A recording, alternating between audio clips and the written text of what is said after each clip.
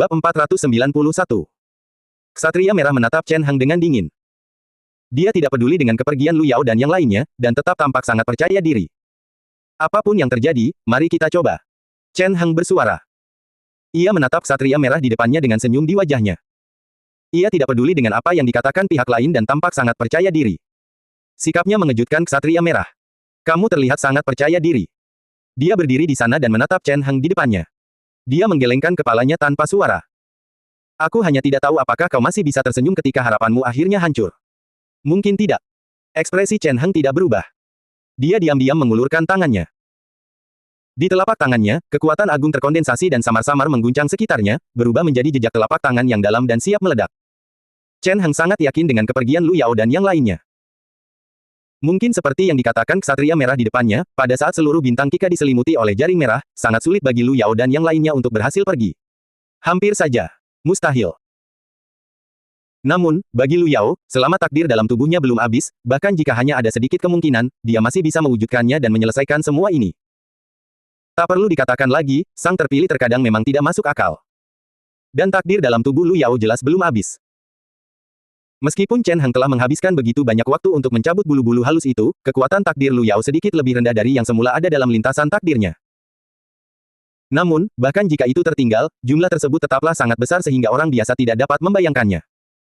Sebelum kekuatan takdir habis, Lu Yao ditakdirkan untuk tidak mati. Chen Hang lebih yakin daripada siapapun tentang hal ini. Terlebih lagi, Chen Hang ada di sini. Chen Hang berdiri diam. Setelah hening sejenak, dia mengulurkan tangannya lagi dan meninju ke bawah. Pukulan itu seperti raungan naga ilahi dari 9 langit. Pukulan itu membawa gelombang energi spiritual yang sangat besar dan hampir menenggelamkan kota di depannya, mengubahnya menjadi lautan energi spiritual. Suatu kekuatan mengerikan sedang bangkit. Air sungai di langit bergejolak dan langsung meletus, menyelimuti daratan, ingin menenggelamkan daerah ini. Tanah retak sedikit demi sedikit, dan retakan seperti jaring laba-laba muncul, menyebar keluar. Pada saat itu, ketika kedua kekuatan dahsyat itu saling bertukar serangan, gempa susulan di antara mereka menyebar, menyebabkan dampak yang mengerikan pada bintang-bintang di bawah kaki mereka. Perubahan cuaca di luar hanyalah dampak susulan. Dan di area pusat tempat mereka saling baku tembak, semuanya sudah berubah, bertransformasi menjadi penampilan yang berbeda. Energi yang menakutkan itu sedang menghilang, dan di area itu, entah itu energi spiritual, telekinesis, atau kekuatan lainnya, semuanya menghilang dan saling bertabrakan.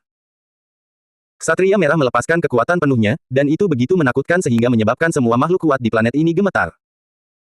Pada saat ini, semua makhluk di atas peringkat 4 dapat dengan jelas merasakan kekuatan yang mengerikan itu. Seolah-olah matahari baru berwarna merah darah muncul di tengah udara, secara bertahap tumpang tindih dengan siluet matahari asli, menutupi matahari asli. Semuanya sunyi, seolah-olah semuanya telah jatuh ke dalam keheningan yang mematikan. Kekuatan ini sangat menakutkan, seolah-olah ingin melahap seluruh dunia, menyebabkan segala sesuatu jatuh ke dalam suasana kehancuran. Kengeriannya tak tertandingi, membuat seseorang gemetar. Terus terang saja, jika kekuatan Ksatria Merah dilepaskan sepenuhnya, kemungkinan besar seluruh bintang Kika akan hancur. Namun, saat ini, ada kekuatan lain yang melawannya. Sesosok berdiri di tengah medan perang. Zirah emas di tubuhnya perlahan-lahan compang camping, dan seluruh tubuhnya bersinar. Sekilas, orang tak bisa menahan diri untuk tidak merasakan aura suci, yang membuat hati bergetar. Itu adalah Chen Hang. Pada saat ini, Chen Hang akhirnya melepaskan semua kekhawatirannya dan memilih untuk bertarung dengan Ksatria Merah tanpa menahan diri. Tubuhnya seolah merasakan tekad dan keyakinan Chen Hang. Kekuatan armor kuno sepenuhnya aktif. Pada saat ini, armor itu berubah menjadi armor emas yang menopang tubuh Chen Hang. Setelah itu, sebuah keajaiban mulai muncul. Kekuatan Chen Hang hanya berada di peringkat kelima. Dalam keadaan normal, bahkan jika dia menggunakan semua kemampuannya, dia tidak akan mampu menyebabkan banyak kerusakan pada Ksatria Merah di hadapannya. Namun, dengan dukungan armor kuno, kekuatannya telah mengalami lompatan besar. Hanya dengan satu langkah, ia telah mencapai level yang setara dengan Ksatria Merah. Kemajuan semacam ini sungguh menakutkan. Dalam hal ini, banyak sekali orang di seluruh bintang Kika yang takjub. Mereka terkesan dengan tekad dan keyakinannya. Apakah ini wasiatmu? Di ruangan yang luas itu, Liu Rou diam-diam menyaksikan pertempuran. Ia duduk di sofa di ruangan itu dan mengamati pertempuran di depannya dengan tenang. Wajahnya dipenuhi kekaguman. Sejak awal hingga sekarang, dia telah menyaksikan perkembangan Chen Hang selangkah demi selangkah. Dan sekarang, dia menyadari bahwa dia tampaknya sama sekali tidak memahami pemuda itu. Apa sebenarnya yang ada di tubuhnya yang memungkinkan dia memiliki keyakinan yang begitu kuat dan teguh? Apa sebenarnya itu? Satu pukulan memaksa Chen Hang mundur, meninggalkan luka besar di tubuhnya. Pada saat ini, Ksatria Merah menatap Chen Heng di depannya, memikirkan pertanyaan yang sama di dalam hatinya. Berkah dari armor kuno bagi manusia juga terkait dengan keyakinan Sang Master Mesya. Semakin kuat keyakinan dan tekad Sang Master Mesya, semakin besar kekuatan yang akan diperolehnya. Selama pertempuran, dia sudah merasakan tekad yang kuat itu. Di masa lalu, Ksatria Merah telah bertemu banyak musuh, dan dia juga telah bertemu banyak orang yang membuatnya kagum. Namun, bahkan di antara orang-orang ini, hanya sedikit yang seperti Chen Heng. Terlebih lagi, dia masih sangat muda dan penuh vitalitas. Tidak seperti banyak orang yang sudah sangat tua tetapi tampak muda dari luar, Chen Heng di hadapannya dipenuhi aura kemudaan. Baik dari segi usia tulangnya maupun aspek lainnya, saat itu ia masih remaja. Dia masih remaja, namun memiliki potensi dan keyakinan yang begitu besar. Potensi untuk menjadi seorang raja. Pada saat itu, pikiran ini tiba-tiba terlintas di benak Crimson Knight. Menjadi raja, itulah pujian yang diberikan kepada orang-orang favorit surga di galaksi. Crimson Knight juga pernah menerima pujian seperti ini di masa lalu, dan dia telah berjalan sampai sejauh ini. Namun sekarang, dia tiba-tiba merasa bahwa pemuda di depannya ini juga layak menerima pujian seperti itu. Jika mereka berada di lingkungan yang sesuai, pihak lain ditakdirkan untuk bersinar dengan kecemerlangan tanpa batas di bawah kondisi yang tepat. Ia bahkan memiliki potensi untuk benar-benar berjalan di depannya dan berada di posisi yang setara dengannya. Sayangnya, saat itu masih terlalu dini. Dengan lambaian tangannya, sebuah kepalan tangan terbentuk dalam sekejap, langsung menghancurkan sebuah gunung besar dan menyelimuti seluruh kota. Di depannya, Chen Heng sekali lagi terlempar. Dia tidak sempat menghindar, dan tubuhnya melesat ke depan. Namun, dengan sangat cepat, pancaran cahaya tak terbatas muncul. Di bawah pancaran cahaya itu, dia bergegas keluar sekali lagi. Baju zirah yang semula utuh kini telah hancur berkeping-keping di tubuhnya, tampak usang. Namun demikian, tubuhnya masih tinggi dan tegak saat berdiri. Ksatria Merah dapat merasakan bahwa semangat dan aura lawannya masih sama. Dia seperti seorang raja yang memerintah dunia. Aura agungnya sangat menakutkan. Dia berjalan keluar dari reruntuhan kota. Di bawah sinar matahari, dia tampak sangat mempesona. Sepertinya ini sudah batasnya. Chen Heng mengangkat kepalanya dan menatap Ksatria Merah di depannya. Di matanya, Ksatria Merah di hadapannya juga begitu agung dan tinggi. Seperti gunung yang tak bisa didaki dan tak bisa dilewati. Dan di bawah gunung ini, sekeras apapun dia berusaha, sepertinya dia tidak bisa menyeberanginya. Bahkan, keadaannya tetap sama. Jika faktor lain dikesampingkan, kekuatan tubuhnya saja hanya setara dengan tingkat kelima. Bahkan tingkat kelima pun masih sedikit kurang, dan dia belum benar-benar berhasil maju. Dengan tambahan armor kuno, dia mampu menempuh jarak jauh dan mencapai level pihak lain. Dalam istilah dunia ini, itu adalah peringkat ke-6. Dengan menggunakan kekuatan armor kuno, Chen Heng hampir tidak mampu mencapai tingkat kekuatan tempur ini, tetapi itu tidak berlangsung lama. Dia bisa bertarung sampai sejauh ini karena Chen Heng menggunakan kekuatan roh sejatinya sendiri untuk memperkuat dirinya. Jika tidak, kekuatan iman saja tidak akan mampu bertahan terlalu lama, dan dia akan dikalahkan cepat atau lambat. Namun demikian, dia tetap bukan tandingan Ksatria Merah. Tubuh utama Ksatria Merah setidaknya berada di puncak peringkat ke-6, yang merupakan batas kemampuannya. Meskipun ini hanya klon, kekuatan tempurnya tidak sesederhana itu. Itu bukanlah sesuatu yang bisa dilawan oleh para petarung peringkat ke-6 biasa. Seorang petarung peringkat ke-6 biasa mungkin hanya menjadi santapan bagi lawannya. Bahkan jika Chen Heng berusaha sekuat tenaga, dia tidak akan mampu menandingi lawannya. Jika dia ingin melawan lawannya, dia perlu menggunakan metode lain. Oleh karena itu, ia mengangkat kepalanya dan mengulurkan tangannya. Baju zirah emas itu berubah menjadi bayangan dan menghilang. Sebuah lengan yang ramping dan pucat terulur, terpapar sinar matahari. Dari kejauhan, Ksatria Merah mengamati tindakan Chen Heng. Ekspresi bingung muncul di wajahnya. Pada saat ini, ia tak kuasa menoleh, mencoba memahami apa yang sedang dilakukan Chen Heng. Dalam indranya, sepertinya ada perasaan berdenyut tak terlihat yang muncul bersamaan dengan tindakan Chen Heng. Secara samar, sepertinya ada kekuatan baru yang muncul dari jauh, bergema dengan tindakan Chen Heng. Lalu kekuatan apa itu? Ksatria Merah mengerutkan kening, merasa sedikit bingung. Mungkinkah selain orang di depannya, ada tokoh-tokoh kuat lain yang bersembunyi di planet ini, bersiap untuk melawannya? Dia merasa bingung, dan pikiran ini terlintas di benaknya. Saat pikiran ini terlintas di benaknya, sebuah pemandangan mulai muncul di kejauhan. Di sudut bintang Kika, sebuah gunung berapi tinggi mulai aktif. Saat Chen Heng mengulurkan tangannya dan berseru ke kejauhan, seolah-olah suatu keberadaan di dalam gunung berapi itu mulai terbangun. Gelombang ritme tanpa bentuk muncul. Pada saat ini, getaran hebat menyebar dari dalam dan kemudian secara bertahap menyebar ke kejauhan. Api yang memenuhi langit membumbung tinggi, menerangi segalanya. Di tengah kobaran api yang memenuhi langit, tampak sepasang mata emas yang terbuka, memancarkan keagungan tanpa batas. Kemudian, api berkobar seperti bunga di langit. Seekor burung suci yang dikelilingi api muncul di tempat ini. Seluruh tubuhnya tertutup api, dan hanya sepasang matanya yang terlihat. Warnanya keemasan yang cemerlang. Pada saat itu, ia berdiri di udara dan mengeluarkan suara kicauan burung yang panjang. Tubuhnya yang setinggi beberapa ratus meter membentang dan melesat ke kejauhan. Ledakan. Langit dipenuhi cahaya yang menyilaukan. Saat melintas, percikan api keemasan di langit tampak mengejutkan. Itu seperti bintang jatuh yang melesat melintasi langit, sangat mempesona. Apa itu? Pada saat itu, banyak orang mengangkat kepala dan memandang ke langit. Lu Yao dan Ye Zi pun melakukan hal yang sama. Mereka berdiri di tempat yang sama dan menatap kosong ke langit. Mereka menyaksikan burung ilahi yang gemerlap itu menerjang maju dan akhirnya menabrak medan perang. Dalam sekejap, langit dipenuhi cahaya yang menyilaukan. Aura yang semula megah tertutupi, hanya menyisakan cahaya keemasan. Baik Chen Heng maupun Ksatria Merah, aura mereka sepenuhnya tertutupi saat ini, tidak memperlihatkan sedikit pun. Itu. Melihat pemandangan di depannya, Lu Yao bergumam pada dirinya sendiri dan akhirnya bereaksi, binatang kekaisaran kakak. Di masa lalu, dia pernah melihat binatang kekaisaran Chen Heng, yaitu burung naga bernama merah. Dan barusan, dari burung suci itu, dia merasakan aura burung naga dari masa lalu. Meskipun telah banyak berubah, aura masa lalu masih sama. Hewan kekaisaran yang sangat perkasa. Dibandingkan dengan Lu Yao, mata Ye Zi dan Ferrier melebar tak percaya. Hewan kekaisaran macam apa itu? Di masa lalu, Ferrier telah melihat banyak hal. Dia telah mengikuti Raja Emas dan melihat banyak makhluk menakutkan di dunia ini. Burung suci tadi memiliki aura agung dan sakral. Garis keturunannya begitu kuat sehingga membuat orang gemetar. Bahkan di antara binatang kekaisaran tingkat atas, hanya mereka yang dikenal. Karena raja-raja pun bisa membandingkannya. Dahulu, binatang kekaisaran seperti itu jarang terlihat. Bahkan di planet-planet yang makmur dan kuat sekalipun, jumlahnya tidak banyak. Namun sekarang, ia melihat salah satunya di depannya. Hal ini tak pelak membuat hatinya berdebar, dan ia merasa terguncang. Armor kuno, iman yang tak tertandingi kuatnya, dan binatang kekaisaran misterius ini yang sebanding dengan binatang kekaisaran milik seorang raja. Berdiri di tempatnya, Ferrier menatap ke kejauhan. Pada saat itu, ia memiliki pikiran absurd yang tak dapat dijelaskan. Kakak laki-laki raja palsu ini tampak lebih seperti reinkarnasi raja kita daripada raja palsu itu sendiri. Apa pekerjaan orang yang menanam tanda raja itu? Saat ini, ia tak bisa menahan diri untuk berpikir demikian. Tanda emas di tubuh Lu Yao bukan berasal dari tubuhnya sendiri, melainkan ditanamkan oleh para pengikut Raja Emas. Untuk menanam tanda emas, sekelompok orang pernah menjelajahi seluruh planet CK dan akhirnya menemukan pembawanya, Lu Yao. Menanam tanda emas dan mencangkokkannya ke tubuh orang lain bukanlah hal yang mudah.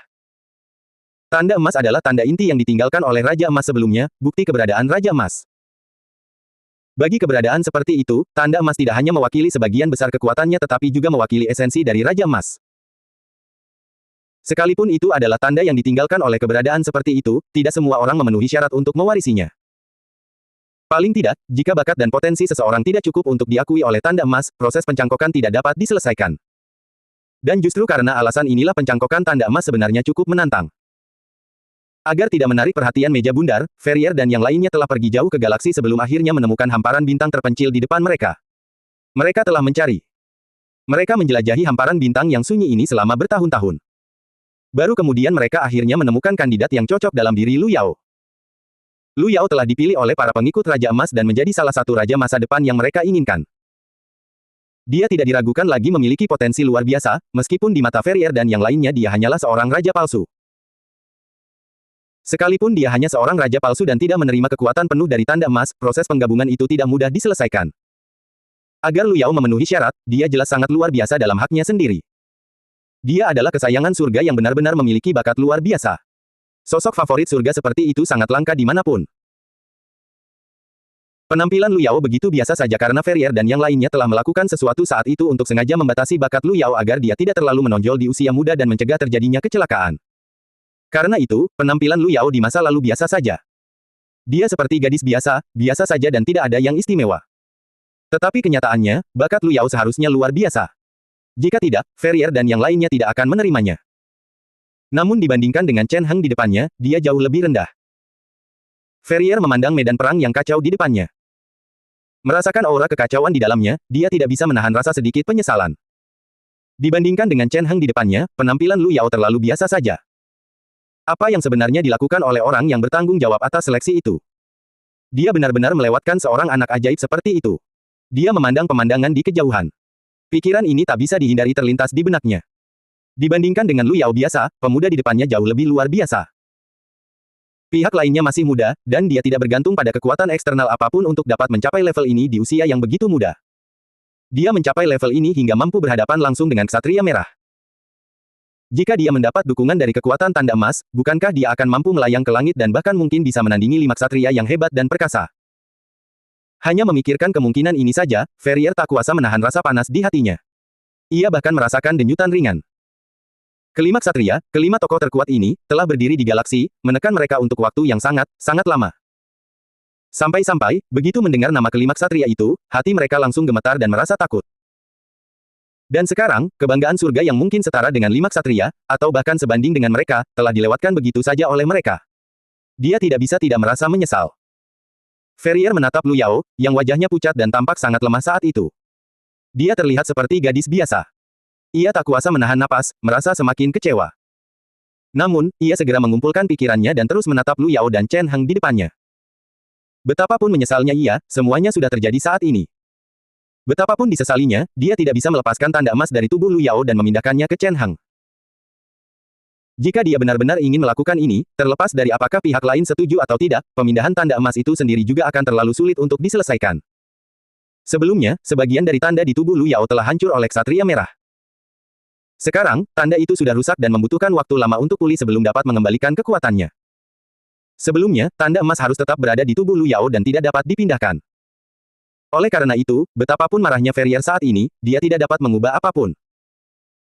Saat ini, satu-satunya hal yang dapat dia lakukan adalah menggunakan seluruh kekuatannya untuk memindahkan Lu Yao keluar dari planet ini. Sambil memikirkan hal itu, dia menarik napas dalam-dalam dan menatap tanah. Di tanah kosong di depannya, terukir rune-rune yang sangat rapat, membuatnya tampak unik. Ada cahaya redup yang berkedip-kedip di sekitarnya, memancarkan aura misterius. Ketika orang-orang melihat ke arah sana, mereka tidak bisa menahan rasa terkejut. Ini adalah susunan teleportasi berskala besar.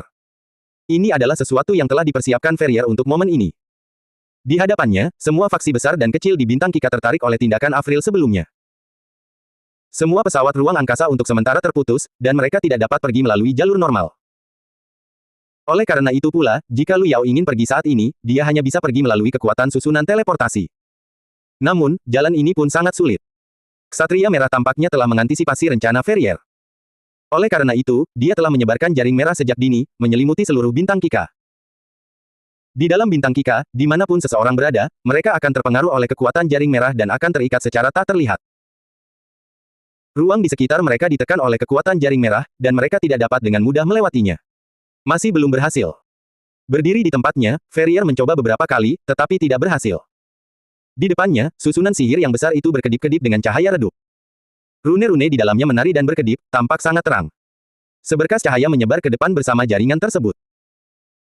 Namun, setelah mencapai tempat tertentu, cahaya itu tidak mampu menembus pertahanan lawan, dan tidak ada cara untuk benar-benar mengaktifkannya. Melihat pemandangan di hadapan mereka, Ferrell dan Ye Zi tak kuasa menahan kerutan di dahi. Mereka merasa itu merepotkan. Bagaimana rasanya? Di sampingnya, terdengar suara Lu Yao yang agak lemah. Lu Yao, yang berdiri untuk mendukung Ye Zi, tampaknya menyadari bahwa situasi di hadapannya tidak benar, jadi dia bertanya dengan lembut. Ini agak merepotkan. Di sampingnya, Ye Zi menatap Lu Yao di depannya dan berkata pelan, seluruh Bintang Kika telah disegel oleh Ksatria Merah. Sistem teleportasi itu tidak bisa menembus segel dan membawa kita keluar. Lalu apa yang harus kita lakukan? Mendengar perkataan Liv, Lu Yao mengerutkan kening. Karena situasinya sudah berkembang sampai titik ini, kita hanya bisa mencoba peruntungan. Berdiri di samping, Ferrier menghela napas pelan, lalu berkata, kita hanya bisa berteleportasi secara paksa. Berteleportasi secara paksa. Mendengar perkataan Ferrier, Lu Yao tidak bereaksi, tetapi Ye Zi secara tidak sadar mengerutkan kening dan berkata, tidak, tidak. Ini terlalu berbahaya. Tidak ada cara yang lebih baik. Ferrier menatap Ye Zi dan menggelengkan kepalanya. Pertempuran di depan tidak akan berlangsung lama. Yang mulia, kakak Anda bukanlah tandingan Ksatria Merah. Cepat atau lambat dia akan kalah. Jika kita terus berjuang dalam kebuntuan, kita hanya akan berakhir mati. Dia berkata dengan tenang. Dia memiliki penilaian yang sangat jelas tentang situasi tersebut. Jelas bahwa Chen Heng bukanlah tandingan Ksatria Merah. Hal itu sudah terjadi sebelumnya, bahkan dengan tambahan binatang kekaisaran yang kuat dan tak dikenal itu. Sebagai salah satu dari 5 ksatria, Ksatria Merah adalah salah satu tokoh terkemuka di galaksi. Mengalahkannya bukanlah hal yang mudah. Menurut Ferrier, Chen Heng cepat atau lambat akan jatuh ke tangan Ksatria Merah. Dan tanpa halangan Chen Heng, Lu Yao dan 2 orang lainnya akan menjadi sasaran empuk. Tidak ada peluang untuk bertahan hidup sama sekali. Mengenai hal ini, bukan hanya Ferrier yang yakin, bahkan Lu Yao dan Ye Zi pun sangat yakin. Namun, dia masih ragu dan tidak berani mengambil keputusan ini. Menggunakan susunan teleportasi untuk berteleportasi melintasi galaksi sudah sangat berisiko. Satu saat saja lengah dan seseorang akan hilang di galaksi. Dalam keadaan normal, hal itu tetap akan terjadi. Namun, jika mereka melakukan teleportasi secara paksa dalam situasi di mana susunan tersebut tidak dapat dihubungkan, itu akan sama dengan melakukan teleportasi acak. Pada saat itu, akan memungkinkan untuk melakukan teleportasi ke tempat manapun. Dilihat dari luasnya galaksi, kemungkinan mereka diteleportasi ke area normal sangat kecil. Dunia ini sangat besar. Di bawah galaksi yang luas itu, jumlah bintang hidup dengan kehidupan dan lingkungan normal sangat minim. Jika mereka dipaksa untuk berteleportasi, kemungkinan besar mereka akan diteleportasi ke langit berbintang yang dingin. Pada saat itu, yang menanti mereka hanyalah kematian. Apakah kita punya pilihan yang lebih baik? Ferrier berdiri dan melirik Ye Zi dan Lu Yao. Kemudian, dia berjalan maju dan mulai menyesuaikan susunan sihir. Ye Zi tahu risiko teleportasi paksa, jadi tentu saja, Ferrier juga mengetahuinya. Namun, seperti yang dikatakan Ferrier, saat ini mereka tidak punya pilihan lain. Jika mereka terus menunda dan ragu-ragu, hasil akhirnya adalah kehancuran mereka. Daripada itu, mereka sebaiknya memberikan semua yang mereka miliki. Mungkin masih ada peluang untuk bertahan hidup. Di kejauhan, terdengar suara mengerikan. Jeritan burung-burung suci bergema, menyelimuti seluruh area. Arus panas yang menakutkan terasa samar-samar. Rasanya seperti meteor yang jatuh, melesat ke segala arah, melintasi seluruh galaksi. Gelombang panas yang mengerikan itu menerjang ke segala arah, bahkan mempengaruhi daerah tempat mereka bertiga berada. Mereka bisa merasakan sensasi mengerikan itu. Berdiri di tempat, merasakan intensitas pertempuran yang begitu hebat, Ye Zi menggertakkan giginya dan akhirnya mengambil keputusan. Membawa Lu Yao bersamanya, dia berjalan maju. Bersama Ferrier, dia mulai sibuk, bersiap untuk memodifikasi susunan sihir dan secara paksa meninggalkan planet ini. Dan di kejauhan, bang! Suara mengerikan terdengar. Saat Ksatria Merah bertarung dengan Chen Hang, seekor burung suci turun dari langit dan mendarat di sini. Percikan api meni enveloping sekitarnya, menerangi seluruh kota dan mengubah tempat ini menjadi lautan api seolah-olah telah dinyalakan oleh kobaran api. Di antara mereka, Chen Hang berdiri sekali lagi, seluruh tubuhnya diselimuti api saat dia menyerbu ke depan. Di udara, burung ilahi dengan cepat jatuh dan menyerbu ke arah Ksatria Merah. Cahaya merah menyala. Pada saat kritis, jaring merah muncul dan dengan cepat berubah menjadi lapisan perlindungan, menghalangi serangan burung ilahi. Api berputar-putar, menyelimuti sekitarnya. Kedua sosok itu juga diliputi api, sepenuhnya terbakar di bawah api ilahi. Untuk sesaat, seolah-olah ada dua orang yang terbakar berdiri di tengah-tengah mereka, saling berhadapan. Angin sepoi-sepoi bertiup dan mereda. Setelah serangan itu, tubuh burung ilahi dengan cepat menyusut, berubah menjadi burung emas yang hinggap di bahu Chen Hang. Begitu saja, burung emas dan Chen Hang menatap ke depan. Api berkobar. Di bawah cahaya api, Chen Hang melangkah maju. Sedikit demi sedikit, baju zirah emas di tubuhnya terlepas secara otomatis. Dia telah terluka parah oleh Ksatria Merah dalam pertempuran barusan, bersama dengan tubuh Chen Hang. Meskipun begitu, tubuh Chen Hang tidak roboh. Ia berdiri teguh dari awal hingga akhir, menunjukkan tidak ada niat untuk mengakui kekalahan. Api yang tak dapat dijelaskan ini dan garis keturunan yang kuat dan agung ini. Di depan mereka, Ksatria Merah berkata dengan terkejut, aura unik ini, apakah itu burung naga? Tapi jika dibandingkan dengan burung naga biasa, ini sedikit terlalu kuat. Di depan mereka, angin pedang yang tajam menyapu dan memisahkan kobaran api di langit seperti garis pemisah, menampakkan sosok di dalamnya. Ksatria Merah itu mengenakan baju zirah merah dan memegang pedang berlumuran darah di tangannya. Penampilannya tidak berbeda dari sebelumnya, dan dia masih begitu kuat dan perkasa. Dia terlalu kuat, sedemikian kuatnya sehingga serangan gabungan Chen Hang dan Rei barusan tampaknya tidak menyebabkan luka serius padanya. Dia hanya berada dalam kondisi yang menyedihkan. Tidak ada perubahan yang berarti sama sekali. Keluar dari kobaran api, dia membelah semuanya menjadi dua. Melihat warna merah di bahu Chen Hang, dia merasa sedikit terkejut. Sebagai salah satu tokoh terkemuka di dunia ini, Ksatria Merah tentu saja sangat berpengetahuan.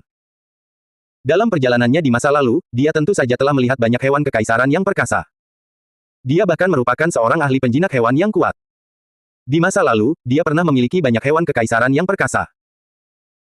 Meskipun begitu, ini adalah pertama kalinya dia melihat binatang kekaisaran yang menakutkan, unik, dan misterius seperti yang ada di depannya, Red. Binatang itu dipenuhi dengan kekuatan dari garis keturunan yang kuat. Dari aura yang dipancarkan si kecil merah, dia bisa tahu bahwa ras si merah sebenarnya adalah burung naga. Namun, hasil ini mengejutkan Ksatria Merah. Seekor burung naga. Hewan kekaisaran tingkat rendah seperti itu benar-benar bisa tumbuh hingga mencapai wujud ini. Ksatria Merah dapat merasakan bahwa binatang kekaisaran di hadapannya belum mencapai puncak kekuatannya. Ia sama seperti Chen Hang, masih dalam tahap awal perkembangannya, tetapi sudah memiliki kekuatan yang mendekati peringkat kelima. Jika dia menunggu sampai mencapai usia dewasa dan potensi dalam tubuhnya sepenuhnya aktif, bukan tidak mungkin baginya untuk mencapai peringkat ke-6. Hewan buas kekaisaran setingkat ini sangat langka, bahkan di seluruh galaksi. Di masa lalu, Ksatria Merah telah memiliki cukup banyak hewan buas kekaisaran, tetapi tidak banyak yang sebanding dengan hewan buas kekaisaran yang ada di hadapannya ini. Namun, dia tidak pernah menyangka akan bertemu dengan orang seperti itu di tempat ini. Yang tidak dia ketahui adalah bahwa saat itu, ada banyak orang yang bahkan lebih terkejut darinya. Ini burung naga. Bagaimana mungkin? Di ruangan yang luas itu, Dong Fang Xiong menatap burung suci yang ditampilkan di layar di depannya, lalu mendengarkan rekaman yang telah diambil bawahannya, wajahnya dipenuhi rasa tidak percaya. Maksudmu, binatang kekaisaran yang bahkan lebih kuat dariku ini sebenarnya adalah burung naga. Dan naga burung terbang ini diberikan oleh kita. Dia berdiri di tempatnya, tidak berani mempertanyakannya.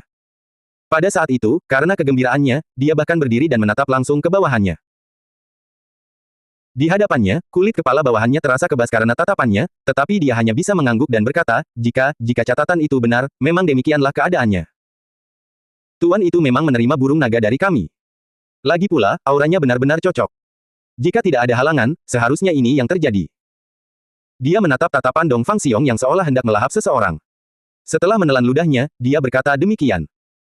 Begitu kata-katanya terucap, ekspresi hampir semua orang yang hadir berubah.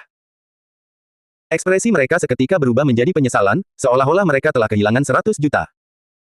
Jika seseorang harus menggambarkan apa yang mereka rasakan saat ini, itu adalah penyesalan. Di masa lalu, terdapat seorang jenius yang menakutkan di dalam kelompok mereka yang memiliki potensi untuk menjadi raja dan cukup kuat untuk melawan Ksatria Merah.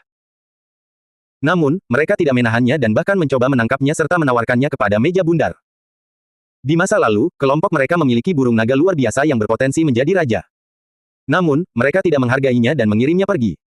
Kemudian, kedua benda ini diletakkan di depan mereka. Benda-benda itu sangat menyilaukan dan gemerlap. Kilauannya begitu mempesona dan membuat iri. Sungguh sayang bagi semua orang yang hadir. Seandainya aku tahu. Dong Fang Xiong berdiri di tempatnya, memegang dadanya. Saat ini, ia dipenuhi penyesalan yang tak tertandingi. Seandainya dia mengetahui situasi sebelumnya, dia bersumpah akan melakukan yang terbaik untuk membimbing Chen Hang. Bahkan jika dia harus menginvestasikan seluruh sumber daya Black Dream Group kepadanya, dia tidak akan ragu-ragu. Seandainya mereka tahu bahwa Chen Hang memiliki kekuatan dan bakat seperti itu, mereka tidak akan berpikir untuk memberikan upeti kepada Chen Hang. Mereka hanya akan berusaha sebaik mungkin untuk menyembunyikannya, agar tidak ada yang mengetahuinya. Ketika dia tumbuh dewasa di masa depan dan memiliki kekuatan yang setara dengan 5 ksatria, saat itulah grup mimpi hitam akan mencapai puncak kejayaannya. Dan burung naga itu. Jika mereka tahu bahwa burung itu memiliki potensi sebesar itu, mereka tidak akan melepaskannya begitu saja, apalagi memberikannya begitu saja. Sayangnya, sekarang sudah terlambat.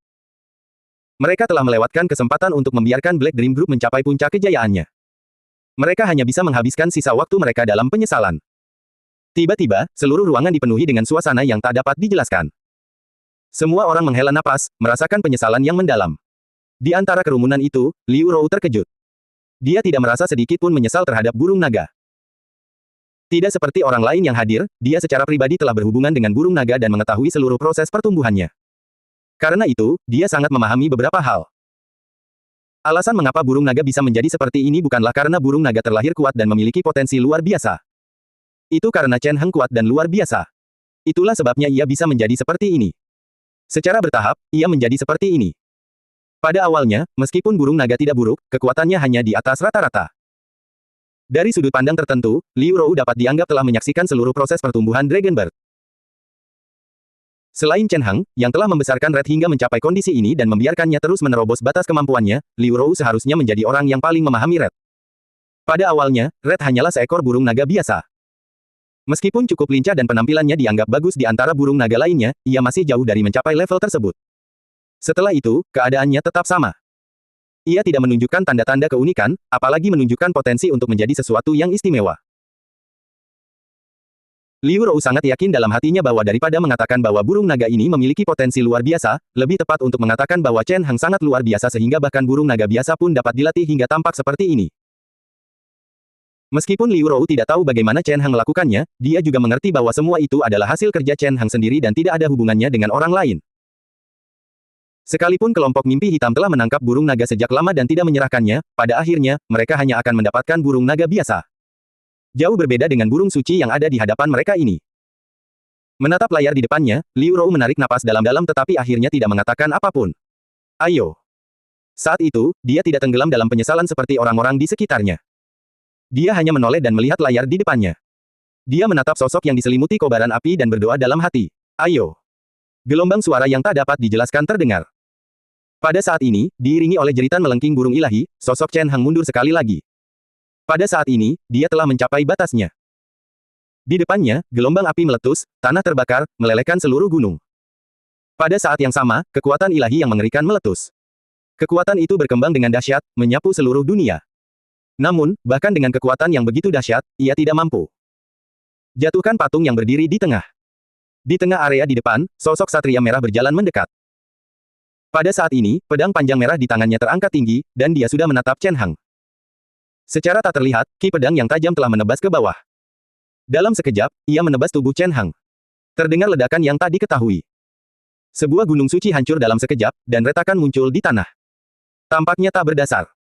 Tubuh Chen Hang setengah berlutut di tanah, terengah-engah. Setelah pertempuran panjang, kekuatannya hampir habis, dan kondisinya tidak terlihat baik. Setengah berlutut di tanah, baju zirahnya hancur. Semua bagian baju zirah kecuali intinya telah hilang. Daya tahan baju zirah itu hampir habis. Setelah pertempuran, baju zirah kuno milik Chen Hang telah mencapai batasnya, sama seperti tubuhnya sendiri. Jika bukan karena dukungan Chen Hang, baju zirah kuno itu akan benar-benar lumpuh dan tidak dapat digunakan lagi. Tanpa dukungan dari armor kuno, dengan kekuatan Chen Hang saat ini, dia bahkan tidak akan memiliki kesempatan untuk menangkis serangan Ksatria Merah. Dia akan dengan mudah dikalahkan olehnya. Di pundaknya, rambut merah kecil terkulai lemah. Pada saat ini, seluruh tubuhnya juga berlumuran darah. Dalam pertempuran sengit barusan, Red telah terkena serangan Ksatria Merah. Terdapat luka di sekujur tubuhnya. Seandainya garis keturunan Red tidak mencapai level baru setelah beberapa transformasi garis keturunan, dan kemampuan pemulihannya jauh lebih kuat daripada Chen Hang, mungkin ia sudah meninggal sekarang. Namun sekarang, meskipun Red belum mencapai batas kemampuannya, ia hampir mencapainya. Setelah semua pertarungan hingga saat ini, baik Chen Hang, Red, maupun armor kuno di tubuhnya, semuanya telah mencapai batas kemampuan mereka. Jika mereka terus bertarung, hasilnya akan sangat jelas. Namun demikian, Chen Hang tidak jatuh. Setengah berlutut di tanah, Chen Hang perlahan mengangkat kepalanya dan melihat ke depan. Tatapannya pertama kali tertuju pada Ksatria Merah, lalu perlahan beralih ke Cakrawala dan melihat ke arah tertentu. Dari kejauhan, merasakan tindakan Chen Hang, Ksatria Merah sedikit terkejut. Kemudian, dia perlahan mengangkat pedang panjang di tangannya, siap menyerang. Ada kekuatan yang sangat dahsyat terkandung dalam pedang ini. Jika benar-benar mengenai sasaran, dengan kondisi Chen Hang saat ini, dia mungkin tidak akan mampu bertahan. Tidak akan mampu memblokirnya lagi. Dia akan hancur total oleh serangan ini. Tidak akan ada sedikit pun kejutan. Perasaan bahaya yang kuat muncul di hatinya, bersamaan dengan ancaman kematian. Meskipun begitu, Chen Hang tidak banyak berubah. Dia hanya berdiri di sana, menatap kosong ke langit yang jauh. Di bawah tatapannya, beberapa perubahan muncul di langit yang jauh. Di sana, cahaya keemasan samar muncul dan memecahkan segel jaring merah. Di mata Chen Hang, kekuatan ini seperti variabel baru yang seketika mengubah situasi yang tadinya sunyi senyap dan membawa vitalitas baru. Di kejauhan, dengan munculnya cahaya keemasan ini, terjadi beberapa fluktuasi yang tidak dapat dijelaskan di ruang sekitarnya. Pada saat ini, benda itu mulai berguncang terus-menerus. Berdiri di tempat, memandang cahaya emas di langit, Ksatria Merah itu tak kuasa menahan diri untuk berhenti sejenak, seolah sedikit terkejut. Ini. Dia memandang pemandangan di kejauhan. Setelah merasakan sejenak, dia tahu apa yang sedang terjadi. Teleportasi paksa. Merasakan hasil ini, dia mengerutkan kening, merasa sedikit terkejut. Awalnya, dia tidak menyangka Ferrier dan dua orang lainnya akan berani mengambil keputusan seperti itu. Risiko melakukan teleportasi paksa tidak terkendali bahkan untuk sosok sekuat Ksatria Merah. Mereka bisa dengan mudah diteleportasi ke tempat-tempat yang sangat merepotkan. Dengan situasi Lu Yao dan Ye Zi, selain Ferrier, bahkan jika mereka diteleportasi ke ruang hampa, mereka akan cepat mati lemas. Jika mereka ingin bertahan hidup di ruang hampa dan terlepas dari pengaruh materi, mereka hanya akan mampu bertahan hidup setelah membangkitkan jiwa sejati mereka. Ini membutuhkan setidaknya peringkat keempat. Selain Ferrier, dua lainnya tidak memenuhi standar ini. Begitu mereka diteleportasi, mereka hampir pasti akan mati. Oleh karena itu, Ksatria Merah sebenarnya sangat terkejut dengan pilihan Lu Yao dan dua orang lainnya. Namun, meskipun tidak terduga, itu bukanlah apa-apa. Gambar. Awalnya, dia memang ingin membunuh Lu Yao dan dua orang lainnya. Sekarang, karena Lu Yao dan dua orang lainnya telah mencari kematian mereka sendiri, hal itu tidak lagi penting. Adapun tanda emas di tubuh Lu Yao, belum terlambat untuk mencarinya setelah Lu Yao benar-benar jatuh. Sebelumnya, meskipun Ksatria Merah belum berhasil merebut tanda emas Lu Yao sepenuhnya, dia tetap meninggalkan jejaknya sendiri di sana. Meskipun Lu Yao telah melarikan diri dari Kikastar, selama Ksatria Merah diberi waktu, dia masih dapat melacak lokasi target melalui koneksi tersebut. Oleh karena itu, Ksatria Merah mengabaikan tindakan Lu Yao dan dua orang lainnya. Dia berbalik dan menatap Chen Heng, yang berada di depannya. Dibandingkan dengan Lu Yao, yang tampaknya pasti akan mati, Chen Heng, yang berada di depannya, berhasil menarik perhatian Ksatria Merah. Dari sudut pandang manapun, penampilannya terlalu memukau. Baru saja, pihak lawan mengandalkan armor kuno untuk melawannya dengan kekuatan setara dengan petarung peringkat kelima, dan mereka berhasil sampai ke titik ini. Meskipun hanya klon, dan kekuatannya bahkan tidak mencapai 1/10 dari tubuh aslinya, itu tetap sangat mengesankan. Bahkan di seluruh galaksi, tidak banyak orang yang mampu mencapai prestasi seperti itu.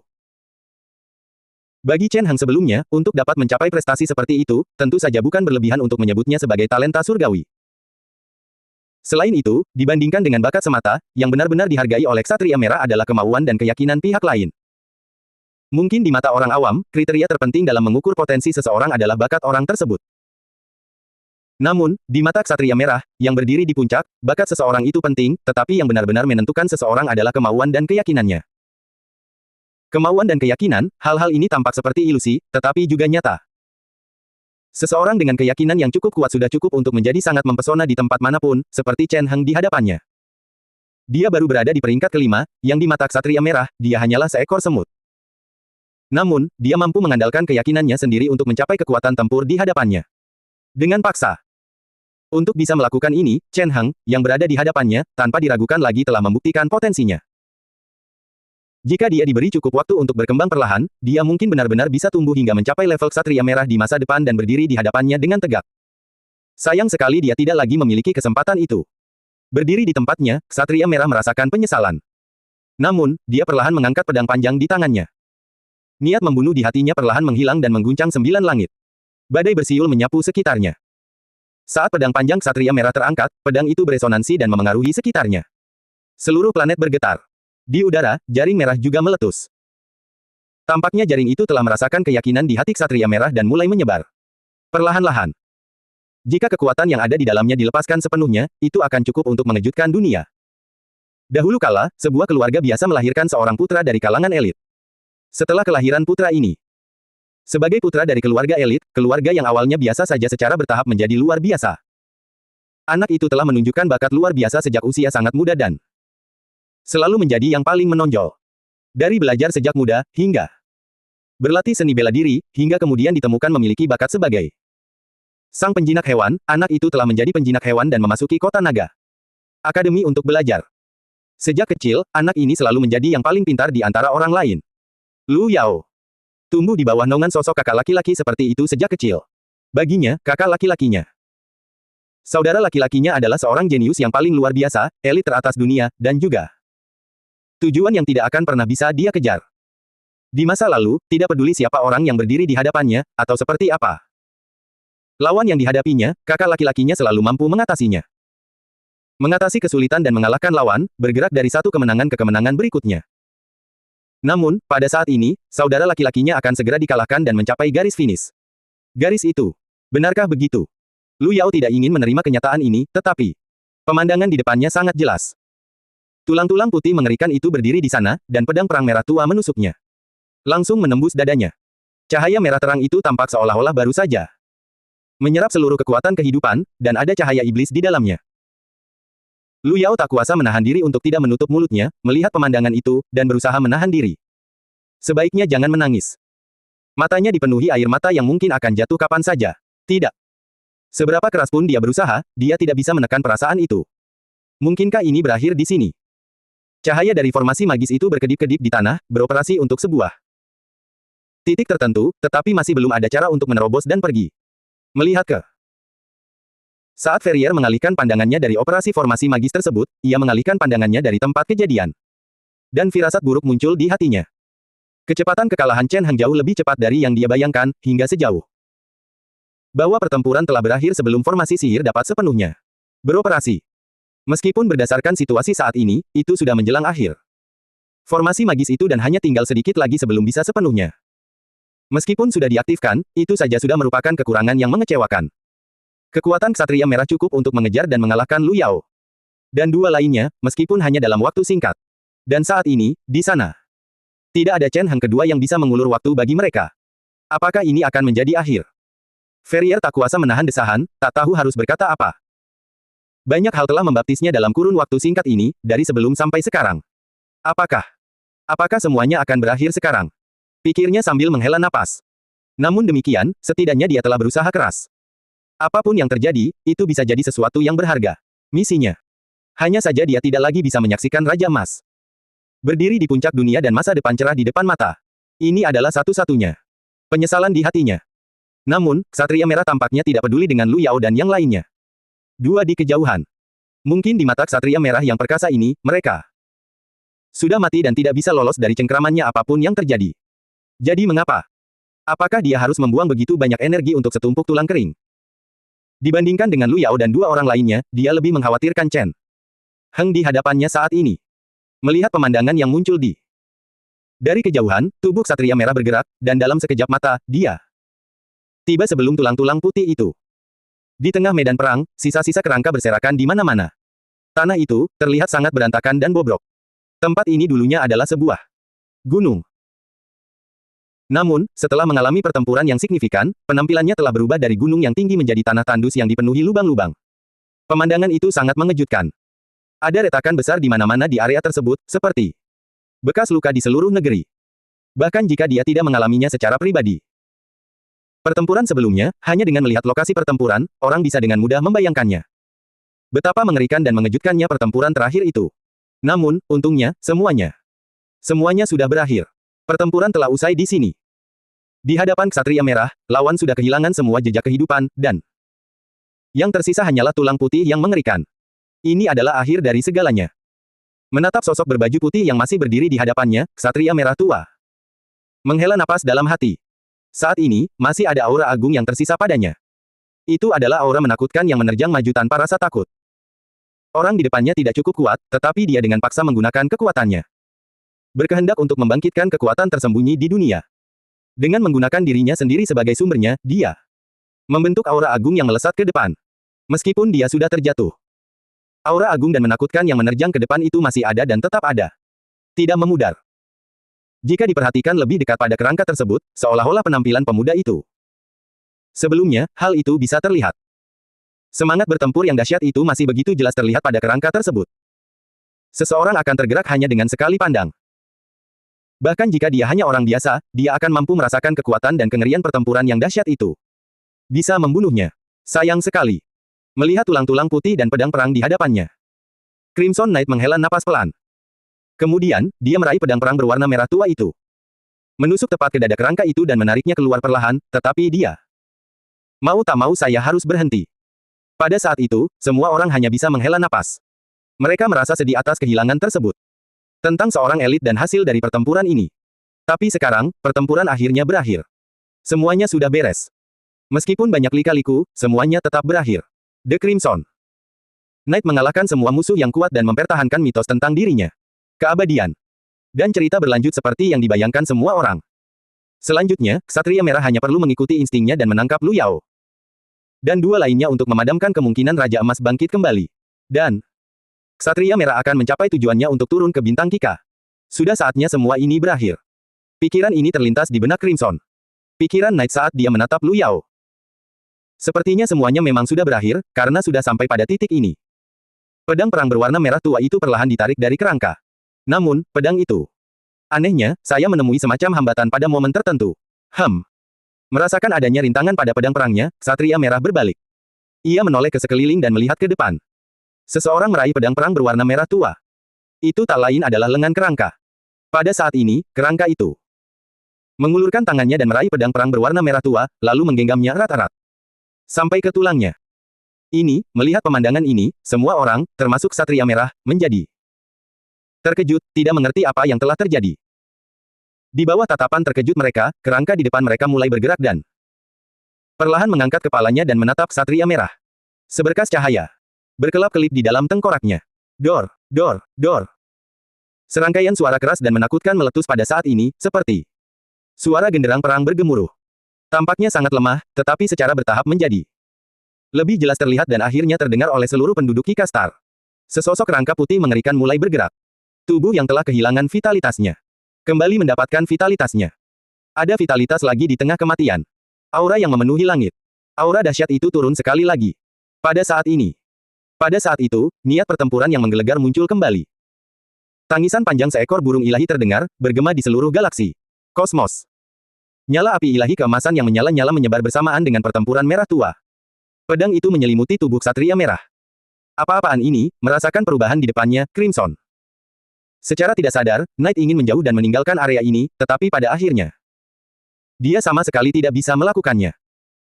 Sebuah kekuatan tak terlihat menguncinya, dan dia tidak bisa melarikan diri. Sepasang mata emas tiba-tiba terbuka dan menatap. Dalam sekejap, bahaya kematian mengintai dirinya. Kegelapan yang kabur menyelimuti segalanya. Setelah mempertaruhkan nyawanya untuk melancarkan serangan terakhir, Chen Heng telah jatuh ke dalam kegelapan kabur yang aneh, agak mirip dengan pemandangan setelah kematian, tetapi itu juga agak berbeda. Chen Heng sangat yakin bahwa dia seharusnya tidak tenggelam dalam kematian di sini.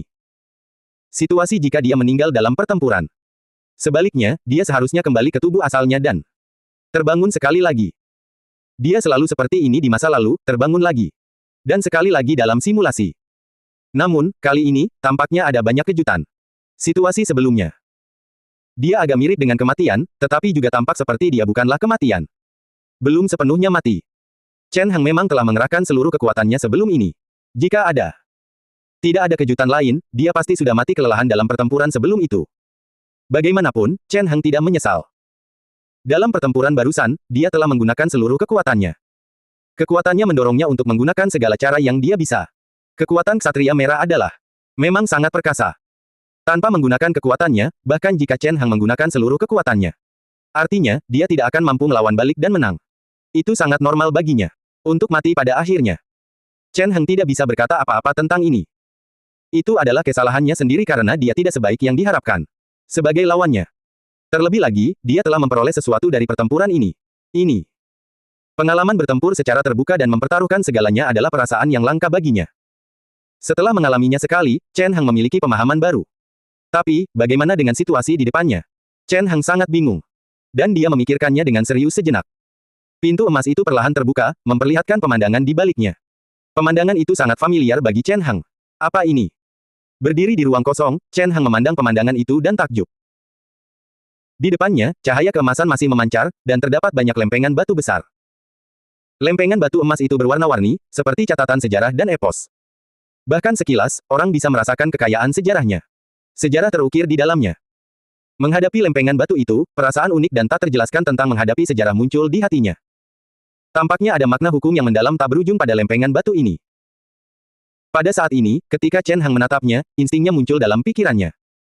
Namun, lempengan batu ini memberi Chen Heng perasaan yang sangat familiar. Dia pernah melihat lempengan batu ini sebelumnya, bukan di tempat lain tetapi di tempat ini. Dunia. Di hadapannya, lempengan batu ini sama seperti yang dilihat Chen Heng ketika ia memperoleh metode pemurnian tanpa nama. Hanya saja, dibandingkan dengan sebelumnya, Chen Heng dapat melihatnya lebih jelas kali ini, dan ia merasa bahwa lempengan-lempengan itu bahkan lebih unik. Jika apa yang dilihat Chen Heng terakhir kali hanyalah proyeksi dari lempengan batu ini, dan itu hanya sudut yang tidak berarti, maka apa yang dilihatnya kali ini jelas jauh lebih nyata. Mungkin bukan tubuh aslinya, tetapi setidaknya itu adalah bayangan. Tidak ada lagi perasaan ilusi seperti sebelumnya. Dan ketika dia melihat lempengan batu itu, informasi tentang lempengan batu itu juga secara otomatis muncul di benak Chen Heng. Lempengan batu pertama. Seketika, nama ini terlintas di benak Chen Heng. Ini adalah nama lempengan batu tersebut, bukan nama yang diberikan oleh dirinya sendiri.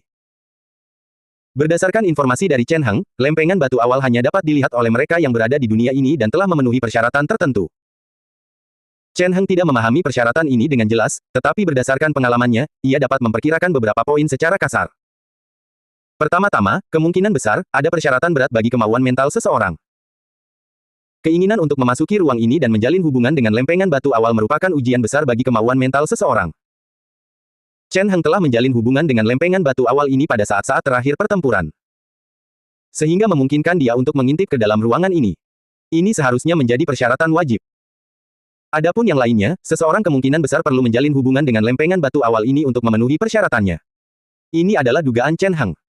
Lagi pula, dia pernah berhubungan dengan lempengan batu awal ini sebelumnya. Sekarang, dia sekali lagi menjalin hubungan dengan lempengan batu awal ini. Pada saat ini, Chen Hang merasakan firasat samar. Setelah memasuki ruang ini dan menjalin hubungan dengan lempengan batu ini, jika Chen Hang ingin memasuki keadaan ini lagi di masa depan, akan lebih mudah untuk sampai ke hadapan lempengan batu ini.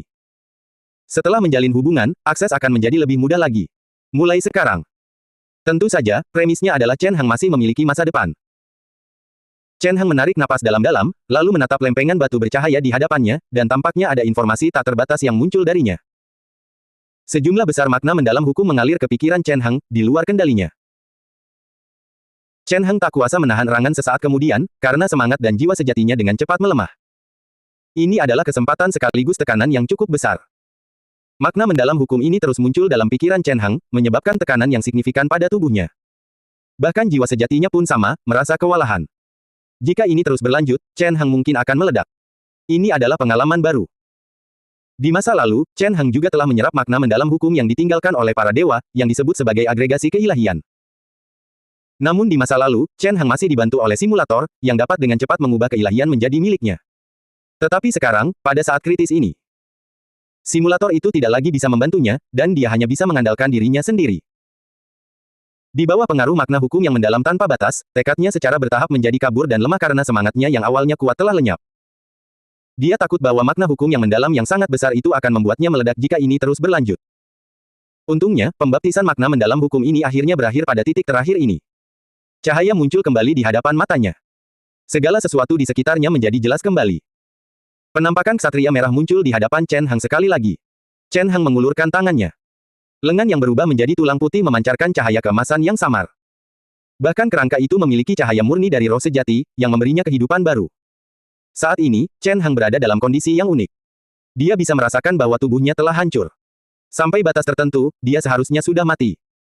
Namun, ketika tubuhnya membusuk dan mati, ada kekuatan baru yang menyelimutinya saat ini. Kekuatan ini tidak lain adalah kekuatan unik yang dimilikinya. Berasal dari ruang itu barusan. Ketika Chen Hang memasuki ruang awal, sebagian dari kekuatan itu juga diserap dan dikeluarkan oleh Chen Hang. Merasakan kekuatan di tubuhnya, Chen Hang tidak ragu-ragu. Cahaya keemasan pucat terpancar, lapis demi lapis, meliputi segala arah, mengubah tempat ini menjadi dunia emas. Sebuah wilayah kecil terbentuk. Chen Hang mengangkat kepalanya lagi, melepaskan auranya ke segala arah. Kesempatan yang bagus. Ferrier adalah orang pertama yang bereaksi terhadap keterkejutan Chen Hang. Pada saat ini, dia melangkah maju dengan cepat dan mengaktifkan formasi sihir di depannya. Raja palsu, cepat pergi. Dia menyelesaikan formasi sihir dengan kecepatan yang sangat cepat dan dahsyat. Kemudian, dia menatap Lu Yao, yang berdiri di tengah formasi sihir dengan linglung, dan berteriak, jangan lupakan pengorbanan yang telah dia lakukan untukmu. Kau harus selamat. Begitu selesai berbicara, dia bergegas ke samping dan menuju ke pinggiran. Masih ada cukup banyak waktu setelah teleportasi formasi sihir diaktifkan. Selama periode ini, begitu formasi tersebut hancur, sangat mungkin teleportasi akan gagal. Oleh karena itu, Ferrier sudah bertekad untuk mati dan siap melindungi Lu Yao. Lu Yao pergi. Ketika pancaran formasi sepenuhnya menyala, sosoknya dan Ye Zi mulai memudar perlahan dan secara bertahap menghilang di tengah formasi. Mereka akan meninggalkan bintang Kika dan pergi ke tempat lain untuk memulai perjalanan baru. Sebelum mereka pergi, tatapan Lu Yao masih terfokus ke arah ksatria merah. Di bawah tatapannya, tubuh Chen Hang perlahan menjauh. Setelah serangan barusan, Chen Hang sepertinya telah menggunakan seluruh kekuatan di tubuhnya. Saat ini, dia bahkan tidak mampu mempertahankan tubuhnya yang berwarna putih. Tulang. Pedang perang emas itu berubah menjadi hujan cahaya dan menghilang. Tulang-tulang itu perlahan hancur dan berserakan tertiup angin. Sebuah kekuatan besar meledak pada saat ini. Angin sepoi-sepoi bertiup dan menyapu semuanya. Secara kebetulan, pada saat itu, sebuah retakan spasial muncul dan menyapu semua yang ada di tempat ini, melesat ke kejauhan. Baru setelah waktu yang lama berlalu, tempat itu kembali tenang. Sosok Chen Hang menghilang sepenuhnya dari tempat dia berdiri, hanya menyisakan jejak darah yang ditinggalkannya. Terdapat juga jejak pertempuran yang dapat membuktikan keberadaannya. Bagaimana dengan ksatria merah? Dia masih mempertahankan postur tubuh yang sama seperti sebelumnya, kecuali bahwa sebuah lubang besar berwarna merah darah telah muncul di dadanya, membuatnya tampak jauh lebih ganas. Tunas-tunas granulasi ditarik keluar dari lubang berdarah itu dan kemudian dibunuh oleh kekuatan yang tidak dikenal. Tampaknya ada kekuatan dahsyat yang tersisa di tubuh ksatria merah, sedemikian kuatnya sehingga betapapun kerasnya dia berusaha, dia tidak dapat sepenuhnya pulih dari luka-lukanya. Itu tampak mengerikan. Ksatria merah mengulurkan tangannya dan menatap pemandangan di depannya dengan linglung. Pada saat ini, pancaran merah tua memudar saat jaring merah tua itu putus. Matahari kembali muncul di langit. Sinar matahari yang redup menyinari tubuh Ksatria Merah, membuat kulitnya tampak sangat pucat.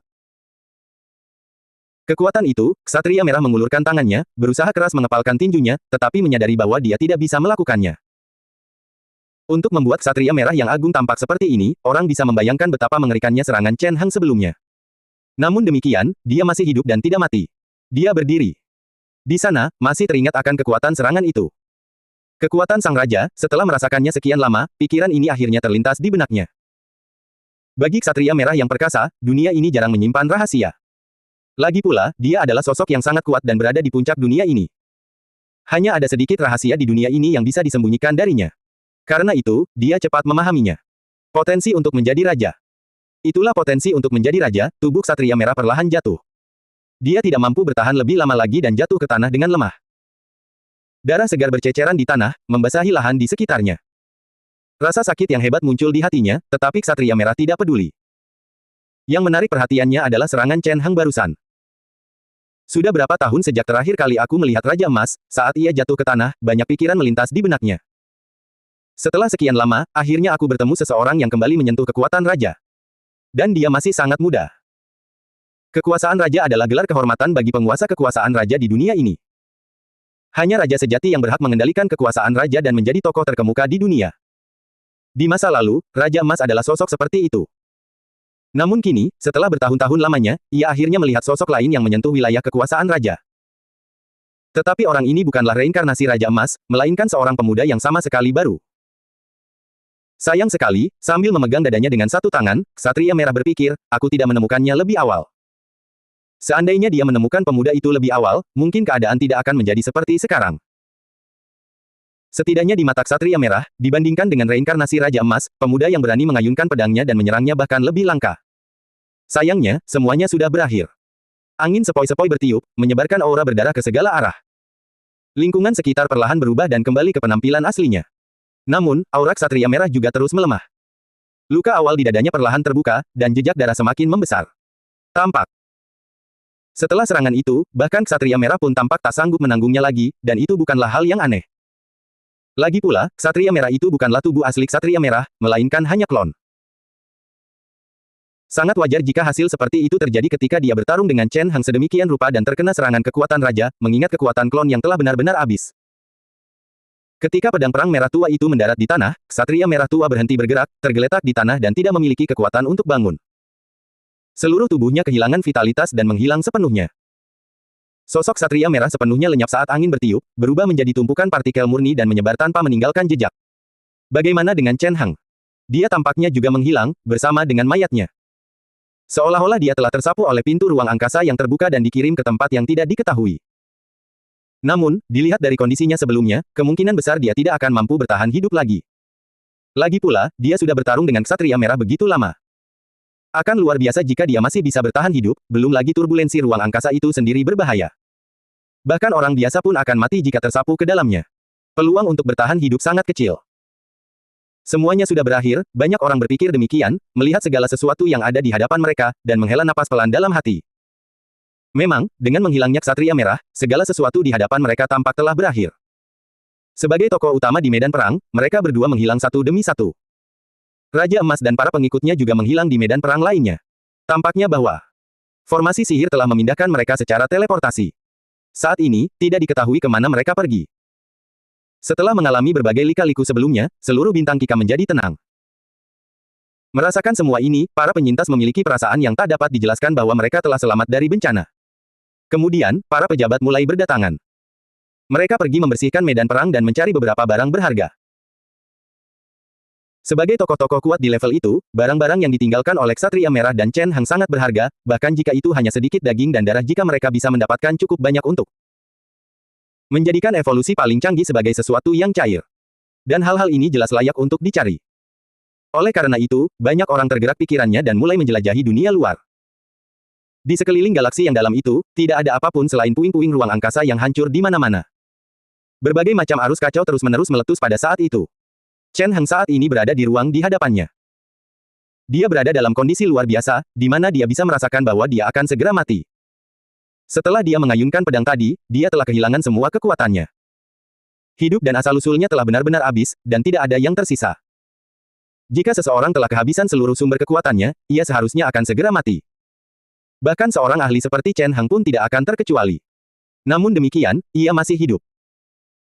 Setelah terhubung ke ruang awal itu, Chen Hang tampaknya mampu meminjam sebagian energi dan memperoleh sesuatu darinya.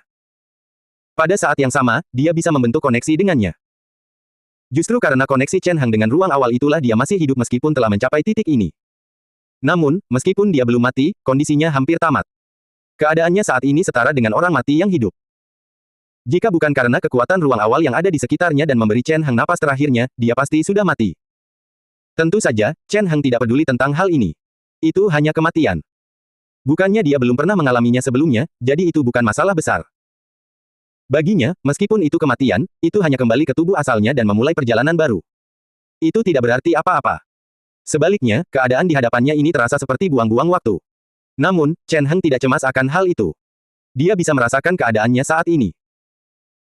Karena hubungan antara ruang awal, meskipun dia tidak akan mati dalam waktu singkat, dia akhirnya akan mati seiring berjalannya waktu. Jika tidak, bukankah dia akan? Apakah dia abadi sampai batas tertentu? Jika Chen Hang tidak melakukan apapun, dia akan menghilang dengan sendirinya setelah beberapa waktu. Namun, Chen Hang tidak bisa berbuat apa-apa selama periode ini. Area di depannya dilanda turbulensi ruang angkasa yang kacau. Terdapat banyak sekali puing-puing ruang angkasa di sekitarnya, dan turbulensi itu sangat mengerikan. Saat ini Chen Hang terikat pada sebatang tulang dan hanyut terbawa oleh turbulensi. Untungnya, tubuhnya cukup kuat. Meskipun hanya sebatang tulang, itu jauh dari hancur oleh turbulensi biasa. Jika tidak, bahkan keberadaan terakhir yang terikat ini pun akan musnah. Chen Hang menggunakan perspektif uniknya untuk mengamati segala sesuatu di sekitarnya. Dalam pandangannya, segala sesuatu di dunia luar tampak unik. Di kejauhan, puing-puing angkasa terus berkumpul, berubah menjadi potongan yang lebih besar, tetapi sampai batas tertentu, mereka terus hancur dan berubah menjadi puing-puing yang lebih halus. Seluruh prosesnya luar biasa dan menakjubkan, Chen Hang mengamati berbagai fenomena di sini dengan penuh perhatian. Sebelum memasuki ruang awal, dia telah melihat sendiri 9 lempengan batu tersebut. Meskipun dia belum lama berhubungan, dia tetap memperoleh banyak hal. Dia bahkan telah memahami jalan di depannya sampai batas tertentu dan mengetahui kekurangannya. Selama periode ini, dia merenung dalam diam, berusaha sebaik mungkin mencerna apa yang telah dia peroleh sebelumnya, memanfaatkan keheningan yang langka. Sejujurnya, meskipun pertempuran dengan Ksatria Merah itu tragis, itu juga merupakan panen yang sangat baik bagi Chen Hang. Selama pertempuran, ia memperoleh banyak pencerahan, yang semakin memadatkan jiwanya dan memungkinkannya untuk terus berkembang. Dalam keadaan normal, panen seperti itu sulit diperoleh. Di dunia ini, panen dari pertempuran sebelumnya saja sudah cukup. Jika kita memasukkan hal-hal lain yang diperoleh Chen Hang, perjalanan ini dapat dikatakan bukanlah suatu kerugian. Bahkan jika Chen Hang meninggal sekarang dan langsung kembali, itu pun bukanlah suatu kerugian. Namun, semacam takdir membayanginya, seolah tidak ingin Chen Hang terputus dan meninggalkan dunia ini. Saat Chen Hang terus melayang di ruang angkasa yang kacau untuk waktu yang lama, sebuah cahaya muncul. Samar-samar, tampak seperti cahaya bintang yang bersinar. Sebuah bintang kehidupan muncul tidak jauh dari sana. Merasakan hal ini, Chen Hang tersadar dari lamunannya dan memandang ke kejauhan. Apakah ini keberuntungan? Dia memandang bintang kehidupan di kejauhan dan tak kuasa menahan keterkejutannya. Saat ini, ia telah terombang-ambing dalam arus yang bergejolak ini selama beberapa bulan. Kesadarannya semakin melemah, dan ia hampir musnah. Namun, ia menemukan titik balik di hadapannya pada saat ini. Mungkinkah ini titik balik? Hati Chen Hang tergerak, dan dia berpikir. Namun, bahkan jika ada titik balik, mencapai dan menuju ke sana masih merupakan masalah besar. Saat ini, dia telah kehilangan tubuhnya, dan semua kekuatannya telah habis. Dia berada di ambang kematian dengan mengandalkan potongan-potongan mayat yang tertinggal saat dia masih hidup, dan dia tidak punya apa-apa lagi. Cara untuk mengendalikan tindakannya. Bahkan jika dia ingin sampai ke sana, sepertinya tidak ada jalan. Jika itu adalah orang biasa, bahkan jika mereka melihat harapan di depan, mereka tidak akan mampu meraihnya. Mereka ditakdirkan hanya untuk melihat dari jauh dan tidak mampu mencapainya. Namun, bagi Chen Hang, masih ada satu jalan terakhir. Melihat pancaran bintang kehidupan di depannya, Chen Hang dapat merasakannya secara samar. Ada semburan cahaya yang menyambar di tubuhnya, dan juga ada gelombang kekuatan takdir keemasan yang muncul dari dalam tubuh Chen Hang. Takdir keemasan itu sangat terang, bahkan warna merah muncul darinya, membentuk wujud naga merah dan emas. Inilah takdir Chen Hang. Kekuatan takdir dalam tubuh Chen Hang diekstrak dari tubuh Lu Yao. Melalui kontak dan interaksi sehari-hari, serta kekuatan tanda takdir, hal itu secara bertahap memengaruhi masa depan Lu Yao dan mengekstrak sebagian dari kekuatan takdirnya. Ini adalah cara biasa bagi Chen Hang, yang memiliki tanda takdir. Namun, tampaknya hal itu tetap memberikan dampak yang cukup besar. Terutama pertempuran antara Chen Hang dan Ksatria Merah. Pertempuran itu menyangkut masa depan Lu Yao, raja masa depan, dan juga merupakan titik kritis dalam takdirnya. Oleh karena itu, serangan Chen Hang secara wajar telah menyerap sebagian besar kekuatan takdirnya pada saat kritis ini. Kekuatan takdir yang terkumpul hanya selama pertempuran itu meningkatkan kekuatan takdir dalam tubuh Chen Hang beberapa kali lipat. Dapat dilihat betapa signifikan dampaknya. Dan sekarang, kekuatan takdir yang terkumpul di tubuh Chen Hang telah mencapai jumlah yang cukup besar. Awalnya, kekuatan takdir akan kembali ke tubuh utama bersamaan dengan kembalinya Chen Hang. Namun, seperti aspek lainnya, meskipun kekuatan takdir dalam tubuh klon dapat dibawa ke tubuh utama setelah kembali, kekuatan itu akan mengalami perubahan warna dan tidak dapat sepenuhnya dibawa ke tubuh utama. Oleh karena itu, akan terjadi beberapa kerugian. Daripada melakukan itu, akan lebih baik jika kita menghabiskan semua hal di dunia ini untuk berjudi pada sebuah kemungkinan. Pikir Chen Hang, lalu ia mengambil keputusan. Kekuatan takdir mulai berkobar. Di tubuh Chen Hang, tanda takdir bersinar terang, dan secara bertahap mulai bergerak seiring dengan gerakan Chen Hang. Ledakan. Terdengar suara teredam di tengah kehampaan, seperti kilat yang melesat, namun terdengar sangat jelas dan unik. Saat kekuatan takdir yang semula murni berwarna emas mulai terbakar, api tak berbentuk menyebar ke segala arah. Sebuah kekuatan samar menyebar ke segala arah, mengubah dan memengaruhi sesuatu. Aku sudah melakukan apa yang seharusnya kulakukan. Setelah melakukan semua ini, Chen Hang perlahan menutup matanya dan berpikir, selebihnya kuserahkan pada takdir. Pikiran Chen Hang sepenuhnya tenggelam dalam kegelapan yang pekat dan ia pun tertidur lelap. Sisa kekuatan terakhir Chen Hang telah lenyap bersamaan dengan aktivasi tanda takdir. Dia bahkan tidak lagi mampu mempertahankan kesadarannya. Jika upaya ini gagal, maka Chen Hang tidak punya pilihan lain selain dengan patuh kembali ke tubuh asalnya dan memulai perjalanan baru. Seolah terpengaruh oleh kekuatan takdir, turbulensi di sekitar kekosongan mulai meningkat. Bersamaan dengan pergerakan partikel mikroskopis paling dasar, pergerakan turbulensi ruang di sekitarnya tampak berubah. Sebuah jalur baru muncul, membuka jalan ke depan. Turbulensi yang awalnya membawa Chen Hang tiba-tiba berubah arah dan melaju menuju bintang kehidupan. Ruang di sekitarnya mulai berubah dengan gemuruh. Jika seseorang berdiri di sekitar, mengamati bintang di depannya, mereka akan menemukan fenomena aneh. Entah karena alasan apa, dengan bintang kehidupan ini sebagai pusatnya, ruang angkasa di sekitarnya tiba-tiba mulai bergejolak dan menjadi tidak stabil. Sejumlah besar puing dan kotoran angkasa berhamburan ke depan, dan sebagian besar dicerna dan dibersihkan di permukaan bintang tersebut. Puing-puing angkasa itu diratakan dan perlahan menghilang, sementara kotoran-kotoran mulai terbakar dan akhirnya jatuh ke tanah. Namun, sangat sedikit orang yang memperhatikan bahwa tulang jari berwarna emas pucat juga jatuh di antara kotoran-kotoran tersebut. Dalam sekejap, seperti meteor yang jatuh, menyelimuti segalanya. Setelah beberapa lama, fenomena di depan mereka benar-benar menghilang. Segala sesuatu di sekitarnya menjadi tenang seolah-olah telah berhenti.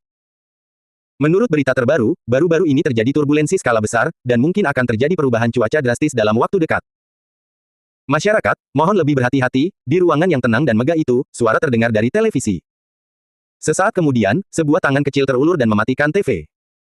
Cuaca buruk lagi, seorang gadis kecil berwajah merah muda mematikan TV dan bergumam sendiri. Cuacanya akan buruk lagi, aku penasaran apakah ayah akan kembali. Gadis kecil itu bertelanjang kaki sambil bergoyang maju mundur. Saat ia menonton siaran televisi, pikiran ini terlintas di benaknya, dan antisipasi perlahan meningkat di hatinya. Dia seharusnya. Ia dipenuhi rasa antisipasi, dan saat pikiran itu terlintas di benaknya, ia tak bisa menahan perasaan sedikit bersemangat. Ia segera berlari keluar. Dia berlari keluar menuju halaman yang luas. Dekorasi di sekitarnya sangat indah. Terlihat sangat terang dan bersih. Itu adalah pemandangan yang cantik. Jelas, orang-orang yang bisa tinggal di sini adalah orang kaya atau bangsawan. Mereka adalah anak-anak dari keluarga kelas atas. Gunali adalah sosok yang sangat patut diksianmu. Sebagai anggota keluarga kelas atas, ia memiliki garis keturunan bangsawan sejak lahir. Ia dianggap sebagai permata seluruh keluarga Oril. Sejak kecil, ia selalu menikmati perlakuan yang sangat baik, baik dalam hal makan maupun kehidupan sehari-hari. Tentu saja, sebagai putri dari keluarga Oril, Gunali juga memiliki rahasia-rahasianya sendiri. Berjalan dari halaman ke samping, dia dengan cepat sampai di sebuah taman. Di taman itu, ada banyak bunga yang bermekaran di mana-mana, dan ada banyak tanaman indah yang tumbuh di dalamnya. Sangat indah. Tentu saja, di balik keindahan ini terdapat harga yang sangat mahal. Hanya untuk menjaga kondisi bunga dan tanaman ini, keluarga Oril harus menghabiskan banyak koin emas di taman ini hanya untuk mempertahankan keindahannya. Dan di tengah taman, hal yang paling menarik perhatian adalah pohon kuno yang tinggi itu. Itu adalah pohon kuno yang sangat besar yang telah mengalami banyak lika-liku kehidupan. Pohon itu sangat tinggi, setidaknya 10 meter tingginya. Dari daun-daun keemasan di tubuhnya, terlihat bahwa ini adalah pohon naga emas yang langka. Pohon naga emas sangat langka. Pohon ini hanya bisa tumbuh di tempat-tempat unik, dan pertumbuhannya sangat lambat. Bahkan setelah ratusan tahun, tingginya hanya mencapai 7 hingga 8 meter. Pohon naga emas setinggi 10 meter ini mungkin berusia 7 hingga 800 tahun. Pohon ini sangat langka. Konon, pohon naga emas ini ditanam sendiri oleh leluhur keluarga Oriel. Pohon ini melambangkan kebangkitan keluarga Oriel. Dan saat ini, tempat ini juga merupakan tempat yang biasa dikunjungi Gunali. Biasanya, selama ada sesuatu yang membuatnya bahagia, dia akan datang ke area ini dan menyampaikan pikirannya di sini. Leluhur Agung, mohon berkati ayahku agar kembali. Berdiri di bawah pohon kuno itu, Gunali berdoa dengan tulus, jika ayahku kembali, maka di masa depan aku akan menggali lebih sedikit akar pohon ini, ya. Hatinya dipenuhi kegembiraan saat ia berpikir. Ia tidak tahu apakah pohon kuno di depannya ini akan marah hingga mati padanya jika pohon itu benar-benar memiliki pikiran. Benar sekali, sebagai permata paling disayangi keluarga Oriel, hal favorit Gunali adalah menyiksa pohon kuno paling berharga di seluruh keluarga ini, yang juga menjadi saksi bangkitnya keluarga Oriel. Bagi gadis kecil yang tak mudah meninggalkan rumah besar ini, pohon kuno ini bisa dianggap sebagai saksi pertumbuhannya. Pohon ini menjadi hiasan sepanjang masa kecilnya. Setelah berdoa dengan sungguh-sungguh, dia berputar dan memulai penganiayaan hariannya. Hah! Tak lama kemudian, dia menyadari ada sesuatu yang salah. Di sudut pohon tua itu, dia menemukan sesuatu. Itu adalah benda berwarna putih. Benda itu sangat kecil dan tampak seperti tulang jari manusia, tetapi sama sekali tidak memiliki tekstur tulang. Sebaliknya, benda itu hangat dan lembab, seperti batu jasper terbaik. Benda itu sangat indah. Jika diperhatikan dengan saksama, bahkan bisa terlihat samar-samar. Warna emas. Gunali menatap benda di depannya dan tak kuasa menahan rasa terkejut. Ia hampir setiap hari datang ke pohon kuno ini. Ia sangat mengenal segala sesuatu di sekitar pohon kuno ini. Pada dasarnya, tidak ada yang tidak ia ketahui. Selain itu, keluarga Oriel juga sangat menghargai pohon naga emas yang berharga ini. Biasanya, selain Gunali, akan ada seorang pelayan khusus yang datang dan membersihkan lingkungan sekitar pohon naga emas ini setiap hari. Apalagi objek yang begitu mencolok, bahkan seekor semut atau burung kecil pun tidak akan luput dari pandangan orang-orang itu. Lalu, dari mana benda ini berasal? Gunali sangat bingung dengan hal ini. Karena penasaran, dia mengambil benda yang ada di depannya. Perasaan hangat seketika menyelimuti hatinya. Saat ia mengambil benda di depannya, perasaan yang tak dapat dijelaskan muncul. Seolah-olah kekuatan baru telah muncul samar-samar dan memberkati tubuh Gunali. Gunali memiliki intuisi yang sangat tajam mengenai hal ini. Tak lama kemudian, dia menyadari bahwa ada sesuatu yang salah. Apakah ada kehidupan baru di dalam giok itu? Ia sedikit penasaran, dan pikiran ini terlintas di benaknya. Harus diakui bahwa sebagai permata keluarga Oriel, keturunan bangsawan paling murni, Gunali telah unik sejak muda. Ia memiliki bakat yang tidak dapat dicapai orang lain. Kemampuannya adalah merasakan keberadaan kehendak hidup. Sejak usia yang sangat muda, Gunali telah membangkitkan kemampuan uniknya sendiri. Kemampuan ini memungkinkannya untuk merasakan pikiran orang lain di sekitarnya. Namun, pengalaman ini agak istimewa. Duduk tegak di atas meja, Chen Heng memandang pemandangan di luar dan tak kuasa bergumam sendiri. Selama 2 tahun ini, Chen Heng telah berdiam diri di dalam serpihan kecil tulang-tulangnya yang patah. Setelah mengaktifkan tanda takdir, kekuatan Chen Heng telah menurun drastis, bahkan kesadarannya sendiri pun telah terdiam. Karena itu, dia tidak dapat melakukan apapun. Dia hanya bisa hanyut terbawa angin dan membiarkan alam berjalan apa adanya. Namun, dilihat dari situasi saat ini, hasilnya tidak buruk. Melalui gejolak masa lalu, ia berhasil sampai di sini. Sejak saat itu, ia datang ke sini. Setelah itu, ia secara bertahap pulih selama 2 tahun terakhir. Meskipun Chen Heng telah terdiam, beberapa instingnya masih ada. Saat ini, meskipun hanya sebagian kecil tulangnya, ia masih secara naluriah menyerap kekuatan dunia luar dan terus memulihkan dirinya. Pemulihan semacam ini hanyalah naluriah. Aksi di awal memang tampak biasa saja, tetapi pada akhirnya, itu adalah sesuatu yang dilakukan Chen Heng dengan sengaja. Namun, hingga saat ini, Chen Heng belum lama terbangun, sehingga kekuatannya belum pulih sepenuhnya. Meskipun demikian, dibandingkan dengan awalnya, tentu saja jauh lebih baik. Namun, gadis bernama Gunali yang disebutkan sebelumnya sangat istimewa. Dari apa yang dapat dirasakan Chen Heng, gadis bernama Gunali itu persis seperti Lu Yao di masa lalu, memiliki bakat luar biasa. Bakat semacam itu unik dan luar biasa, tetapi tersembunyi di dalam tubuh yang tampak lemah dan belum dikembangkan. Tentu saja, dibandingkan dengan Lu Yao, meskipun bakat Gunali tidak buruk, dia masih kurang sedikit keberuntungan, yang disebut takdir. Dibandingkan dengan takdir Lu Yao yang begitu kuat, tubuh Gunali sama sekali tidak memiliki berkah takdir. Dia hanyalah orang biasa. Tanpa berkah takdir berarti dia hanya bisa mengandalkan dirinya sendiri. Jika tidak ada hal tak terduga yang terjadi, dia mungkin akan seperti ini seumur hidupnya, tidak mampu menggali potensi dirinya sendiri. Namun, karena Chen Heng telah menemukannya, hasilnya tentu akan berbeda. Tentu saja, itu bukanlah hal terpenting saat ini. Pecahan tulang ini hanyalah sebagian dari sisa-sisa yang kutinggalkan. Meskipun dapat menyimpan kesadaranku, ia tidak akan memungkinkanku untuk memulihkan banyak kekuatanku. Tatapan Chen Heng tertuju ke dunia luar. Pada saat ini, berbagai pikiran melintas di benaknya. Jika aku benar-benar ingin pulih, aku masih membutuhkan tubuh. Ini adalah prinsip yang sangat alami. Kombinasi tubuh dan kekuatan roh sejati adalah keadaan yang paling kuat. Keadaan Chen Heng saat ini hanyalah sisa-sisa roh sejati, tetapi dia tidak memiliki tubuh yang cukup kuat untuk menanggungnya. Tanpa tubuh untuk menampungnya, kekuatan roh sejati saja tidak akan mampu pulih ke puncaknya. Paling-paling, ia akan mencapai tingkat tertentu dan berhenti berkembang, tidak mampu terus maju. Meskipun tulang yang patah dapat menopang kesadaran Chen Heng dan bahkan memulihkan kekuatan Chen Heng sampai batas tertentu, hal itu tidak dapat menggantikan fungsi tubuhnya. Oleh karena itu, bagi Chen Heng saat ini, menemukan tubuh yang dapat digunakan adalah hal terpenting saat ini. Dan di sisi lain, itu juga sama. Dengan pemikiran itu, Chen Heng melangkah maju dan berjalan keluar dari pintu ruangan. Setelah Gunali pergi, pintu kamar awalnya tertutup. Tidak ada yang bisa masuk tanpa izinnya, jadi tidak ada yang berani membuka pintu tanpa izin. Namun, bagi Chen Heng, yang masih berupa tubuh roh, tidak masalah apakah pintu itu terbuka atau tertutup. Dia melangkah keluar dari pintu di depannya dan langsung melewatinya. Di luar ruangan terdapat koridor yang panjang dan sempit serta ruang tamu yang besar dan indah.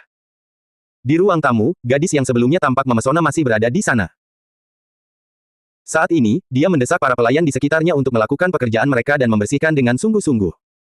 Kalian semua, kerjakan pekerjaan kalian dengan serius. Jangan malas. Dia berdiri di sana dan mengamati para pelayan di sekitarnya melakukan pekerjaan mereka. Pada saat yang sama, dia melihat sekeliling dengan bosan, ingin melihat apakah ada sesuatu yang terlewatkan. Hembusan angin dingin menerbangkan lengan bajunya. Seketika, gadis itu menggigil. Ia samar-samar melihat sesosok melintas, yang sangat menakutkan. Namun, ketika ia memfokuskan pandangannya, ia menyadari bahwa sebenarnya tidak ada sosok sama sekali. Oleh karena itu, dia agak curiga dan bingung, tetapi dia tidak menemukan apapun. Kemanapun dia memandang, tidak ada seorang pun di sekitar. Semua yang terjadi barusan seperti ilusi. Namun kenyataannya, Chen Heng berdiri di depannya, menatapnya dengan penuh minat. Tentu saja, Chen Heng tidak akan terlihat. Dengan kekuatan spiritualnya, selama dia mau, tidak seorang pun akan mampu mendeteksi keberadaannya. Persepsinya akan langsung terdistorsi, dan bahkan jika dia melihatnya, dia akan berpura-pura tidak melihatnya. Dia tidak akan mampu mendeteksi bahwa seseorang sedang berdiri di depannya. Inilah yang terjadi di depan mata mereka. Berdasarkan pengamatan Chen Heng selama periode waktu ini, selama dia mau, tidak seorang pun di dalam rumah besar ini akan mampu menemukannya. Kecuali Gunali. Meskipun masih muda, gadis kecil ini memang memiliki bakat yang bahkan membuat Chen Heng terkejut. Bagi orang biasa, Chen Heng tidak akan bisa ditemukan. Tetapi bagi Gunali, dia dapat dengan mudah mendeteksi keberadaan Chen Heng. Distorsi mental berguna bagi orang biasa, tetapi sama sekali tidak efektif di bawah telepati unik Gunali. Namun, Gunali sudah pergi. Dari situasi saat ini, seharusnya tidak ada yang bisa menemukan Chen Heng. Oleh karena itu, Chen Heng keluar dari ruangan. Di luar ruangan, matahari bersinar terang ke segala arah. Mengikuti jejak yang telah direkamnya, Chen Heng berjalan ke satu sisi dan perlahan sampai ke suatu area. Itu adalah sebuah taman. Di taman itu, berbagai macam bunga bermekaran. Aromanya menyebar kemana-mana, dan sangat menyenangkan untuk dihirup. Seluruh taman tampak sangat indah dan unik, membuat orang merasa bahagia hanya dengan melihatnya. Namun, di tengah taman, hal yang paling menarik perhatian adalah pohon kuno yang berada di tengahnya. Pohon kuno itu sangat besar, tingginya sekitar 10 meter. Baik cabang maupun daunnya berwarna keemasan, dan memiliki tekstur yang unik dan misterius. Di pohon kuno itu, aura yang tak dapat dijelaskan menyebar ke segala arah, memengaruhi seluruh taman. Secara tak terlihat, gelombang vitalitas menyebar, membentuk sebuah wilayah kecil. Sampai batas tertentu, alasan mengapa bunga dan tanaman di taman ini dapat tumbuh begitu subur dan indah berkaitan dengan pohon naga emas yang berada di tengahnya. Berdiri di bawah pohon naga emas dan memandang pohon kuno raksasa di depannya, Chen Heng mengangguk puas. 2 tahun lalu, dia jatuh di bawah pohon kuno ini sebelum diselamatkan oleh Gunali. Dari sudut pandang Chen Heng, pohon naga emas ini sungguh menakjubkan. Pohon naga emas adalah tanaman yang sangat berharga di seluruh alam semesta. Cabang-cabangnya mengandung vitalitas yang kuat, dan merupakan salah satu bahan penting untuk membuat cairan evolusi berkualitas tinggi. Di masa lalu, Chen Heng pernah melihatnya, tetapi pohon itu jauh dari setinggi dan sebersemangat pohon ini. Dari luarnya, pohon naga emas ini setidaknya berusia 7 hingga 800 tahun, dan cabang-cabangnya memancarkan vitalitas yang kuat. Dan vitalitas yang luar biasa ini persis seperti yang dibutuhkan Chen Heng saat itu. Cara paling langsung untuk mendapatkan tubuh baru tentu saja adalah dengan langsung mencari seorang ibu yang telah melahirkan bayi dan langsung memasukkannya ke dalam tubuh bayi tersebut untuk merebutnya. Berdiri di tempatnya, Chen Hang memandang pohon naga emas di depannya, dan berbagai pikiran melintas di benaknya. Tapi jika memang begitu, bukankah prosesnya agak terlalu lambat? Dari pembuahan hingga kelahiran, setidaknya akan memakan waktu setengah tahun, dan kemudian akan membutuhkan waktu untuk tumbuh perlahan. Kecepatan seseorang pada umumnya untuk hamil dan melahirkan masih agak terlalu lambat. Seorang bayi dari lahir hingga dewasa setidaknya membutuhkan waktu lebih dari 10 tahun. Dalam keadaan normal, itu tidak masalah, tetapi di hadapannya, dia tidak punya banyak waktu untuk disia-siakan. Lagi pula, Chen Hang tidak mengetahui situasi dengan Ksatria Merah. Setelah menggunakan serangan terakhirnya, dia tersedot ke dalam turbulensi dan meninggalkan bintang Kika. Dia tidak mengetahui akhir dari Ksatria Merah. Namun, satu hal yang pasti. Jika Ksatria Merah tahu bahwa dia masih hidup, dia pasti akan datang dan membunuhnya. Inilah potensi risikonya.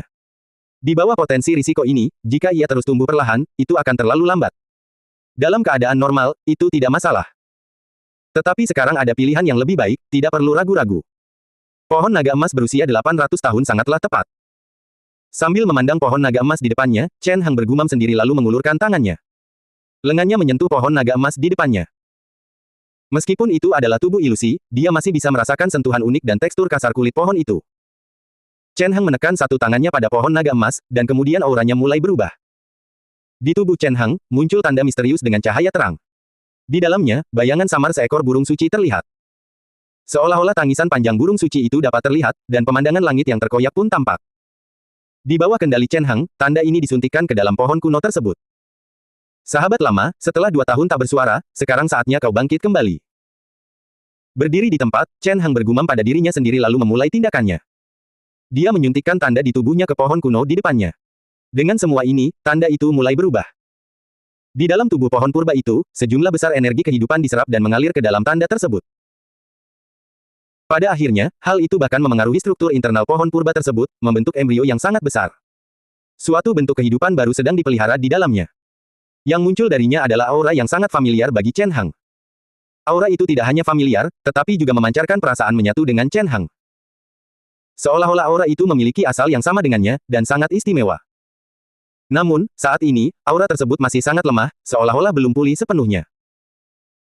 Dibandingkan dengan jejak Chen Hang sebelumnya, makhluk hidup ini membutuhkan waktu lama untuk dipelihara sebelum perlahan pulih dan mendapatkan kembali kesadaran serta kekuatannya. Ini baru langkah pertama. Merasakan perubahan pada pohon purba itu, Chen Hang tak kuasa menahan senyum. Makhluk hidup yang sedang dipelihara dalam embrio pohon purba itu tak lain adalah Red. Dalam pertempuran sebelumnya, Red adalah binatang buas yang ditaklukkan oleh Chen Hang. Ia bertarung bersama Chen Hang hingga akhir sampai menghancurkan semua yang ada di tubuhnya. Namun, meskipun demikian, sebagai binatang kekaisaran, tanda Red masih tetap ada. Setelah kematiannya sendiri, ia kembali ke tubuh Chen Hang. Dalam keadaan normal, setelah binatang kekaisaran mati, tandanya akan kembali ke tubuh sang penguasa binatang, menjadi satu dengan sang penguasa binatang. Setelah itu, sang penguasa binatang akan memperoleh penguatan terakhir, sementara binatang kekaisaran akan menghilang sepenuhnya, kehilangan jejak terakhirnya. Namun, Chen Hang tidak menggabungkannya ke dalam tubuhnya sendiri. Sebaliknya, dia menggunakan sisa kekuatan ilahi terakhirnya untuk melindunginya dengan hati-hati, mempertahankan sisa kekuatan hidupnya, dan membiarkannya melayang bersama roh sejati Chen Hang. Ia tidak mati. Sebaliknya, ia terdiam seperti Chen Hang. Baru sekarang ia memiliki kesempatan untuk pulih. Bukan hanya Red, tetapi juga armor kuno. Chen Hang dengan hati-hati mengamati tempat itu sejenak. Selain bekas yang ditinggalkan oleh Red, inti dari armor kuno masih ada. Namun, seperti Chen Hang, inti itu juga terdiam.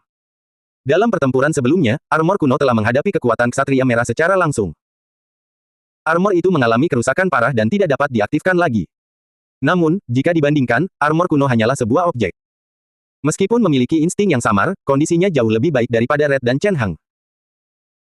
Saat ini, meskipun armor kuno telah terdiam, selama diisi kembali dengan cukup material, armor tersebut masih dapat diperbaiki dan bahkan menjadi lebih kuat dari sebelumnya. Lagi pula, sebelum ini, bukan hanya Chen Hang tetapi bahkan armor kuno pun telah menerima baptisan kekuatan Ksatria Merah, menjadi lebih kuat dalam konfrontasi pasif. Selama bisa diperbaiki, armor kuno yang telah pulih akan menjadi lebih kuat dari sebelumnya, melampaui masa lalu. Tentu saja, prasyaratnya adalah Chen Hang dapat memperoleh cukup material untuk memperbaiki armor kuno tersebut. Sampai batas tertentu, ini bukanlah masalah sederhana. Berbagai pikiran melintas di benak Chen Hang, lalu ia menyuntikkan sebagian kekuatan roh sejatinya ke dalam pohon kuno di depannya. Dengan dukungan kekuatan Chen Hang, bagian dalam pohon kuno itu berubah dengan cepat. Di samping embrio sebelumnya, tempat lain yang melahirkan kehidupan dengan cepat muncul. Di dalamnya, sudah muncul janin berbentuk manusia, dan auranya persis sama dengan Chen Hang. Namun, dibandingkan dengan Red, meskipun janin ini memiliki aura kehidupan Chen Hang, ia tidak lincah dan kekurangan kekuatan jiwa seperti itu. Hal ini karena kesadaran Chen Hang belum memasukinya. Saat ini, janin tersebut hanyalah cangkang kosong. Namun, untuk sementara waktu, hal ini tidak memengaruhi apapun. Setelah menyelesaikan aksinya, Chen Hang berhenti. Di bawah pohon naga emas, ia mengangkat kepalanya dan memandang pohon kuno di depannya. Di hadapannya, pohon naga emas yang tinggi itu masih berdiri tegak. Saat ini, cabang dan daunnya bergoyang. Tampak sangat indah dan unik. Chen Hang dapat merasakan bahwa setelah tindakannya, vitalitas yang kuat itu mulai menurun dan berubah secara bertahap. Namun, di permukaan, pohon naga emas masih sama seperti sebelumnya. Tampaknya tidak ada yang berubah. Jika seseorang tidak memiliki persepsi yang peka seperti Chen Hang, ia tidak akan mampu menyadari perubahan tersebut. Setelah melakukan semua itu, Chen Hang berbalik dan pergi.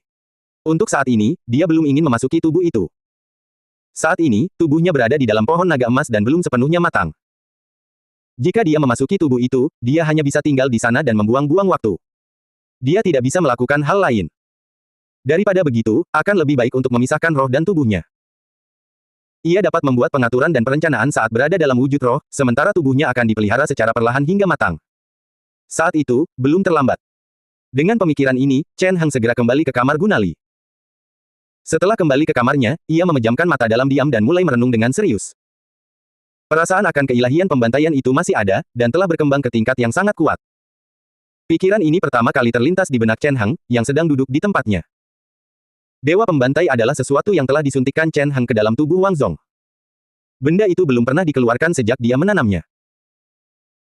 Tentu saja, jika Chen Hang telah sepenuhnya kembali ke tubuh asalnya, maka Dewa Pembantaian, sebagai barang tambahan yang telah Chen Hang ambil inisiatif untuk pisahkan, juga akan kembali bersama Chen Hang. Atau mungkin tubuh itu akan langsung berubah di bawah kehendak Chen Hang, merebut tubuh Wang Zong dan mengubahnya menjadi tubuh Chen Hang sendiri. Namun, dilihat dari kondisinya sekarang, hal itu belum sampai pada tahap tersebut. Ia tidak kembali ke Chen Hang, dan ia juga tidak merebut tubuh Wang Zong. Oleh karena itu, dalam 2 tahun ini, pertumbuhan Wang Zong masih cukup baik. Menurut firasat Chen Hang, Dewa Pembantaian masih aktif di dalam tubuh Wang Zong. Kekuatan pembantaian di tubuhnya bergejolak, dan kesempatan itu akan segera tiba. Untuk bisa menampilkan performa seperti itu, tidak diragukan lagi bahwa Wang Zong pasti telah berprestasi dengan baik dalam 2 tahun terakhir. Dia telah membunuh banyak nyawa secara terus-menerus, itulah sebabnya dia bisa mengumpulkan kekuatan membunuh yang begitu besar. Sebelumnya, karena Chen Hang sendiri belum pulih, kekuatan pembunuh itu hanya terakumulasi di sana. Pada saat ini, bersamaan dengan pemulihan Chen Hang, kekuatan pembunuh itu mulai aktif. Chen Hang mengerahkan kekuatan itu dan mulai mengalir ke tubuhnya secara terus-menerus. Sampai batas tertentu, ini adalah salah satu alasan mengapa Chen Hang dapat pulih begitu cepat selama periode waktu ini. Seandainya tubuh Chen Hang tidak sepenuhnya matang, selama dia mencurahkan semua kekuatan membunuh yang telah dia kumpulkan selama 2 tahun terakhir ke dalam tubuhnya, kekuatan Chen Hang mungkin akan pulih dengan cepat ke peringkat keempat atau bahkan peringkat kelima.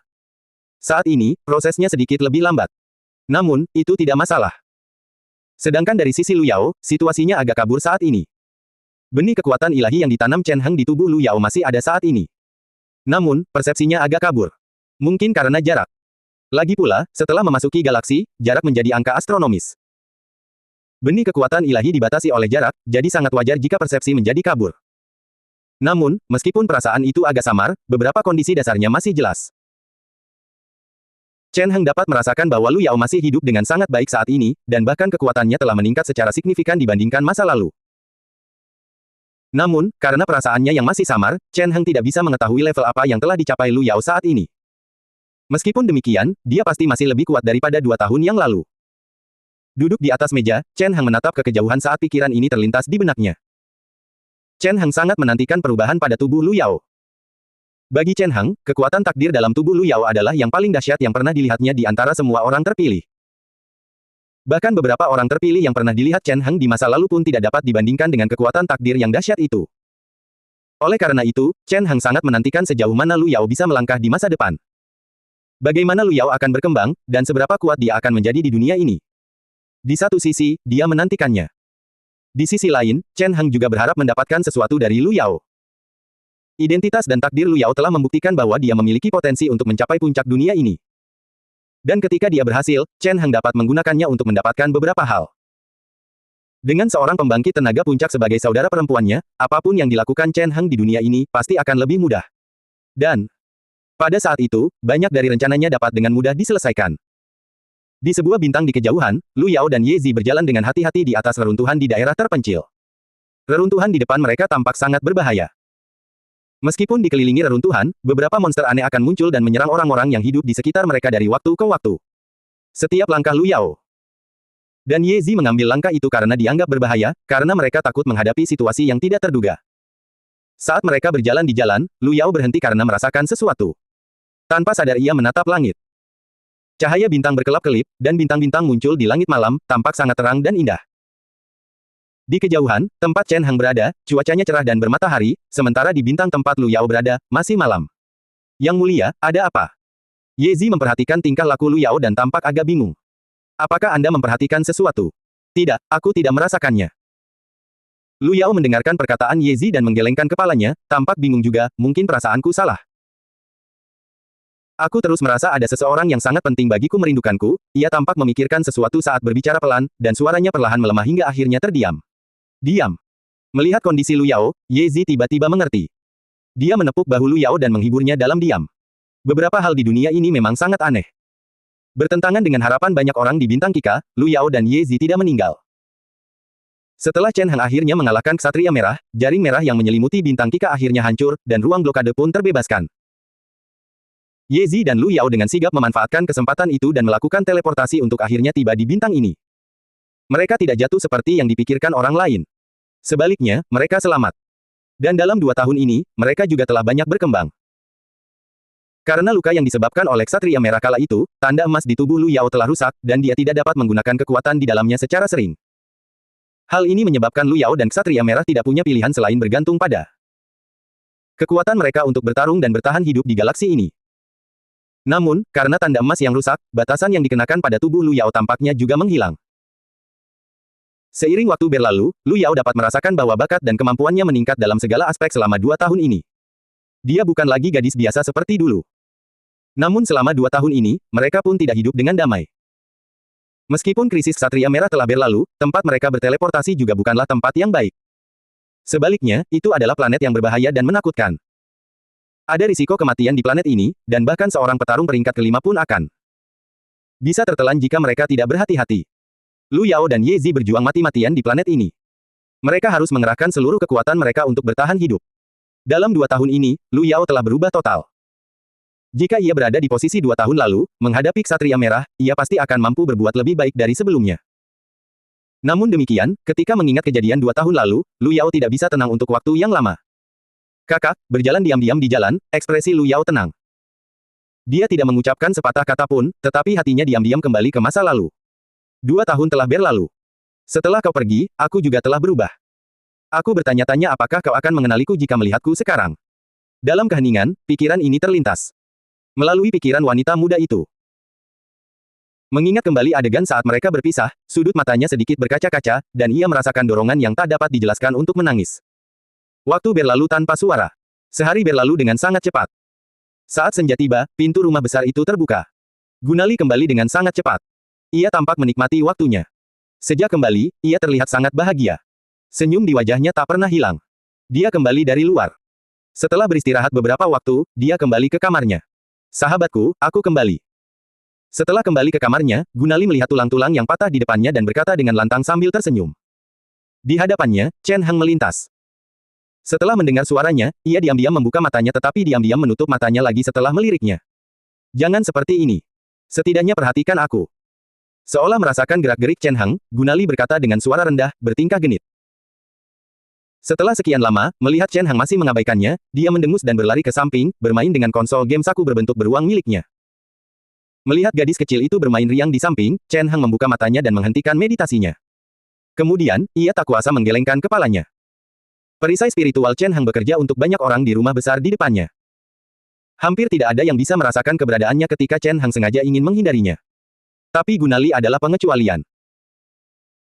Meskipun di mata Chen Heng dia hanyalah seorang gadis muda biasa, dan kekuatannya lemah, dia memiliki bakat luar biasa dan dapat merasakan niat baik dan jahat orang lain.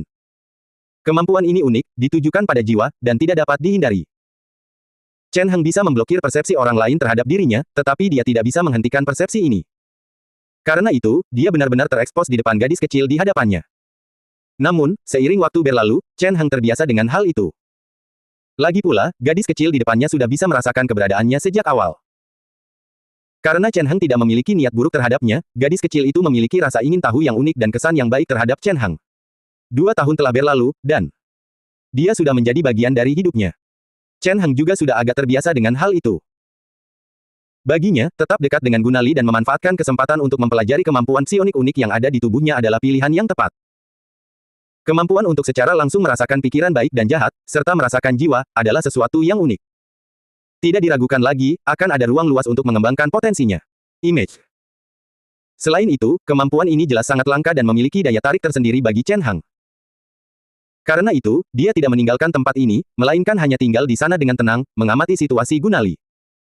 Gunali bermain sebentar di samping tempat tidurnya, lalu tanpa sadar tertidur.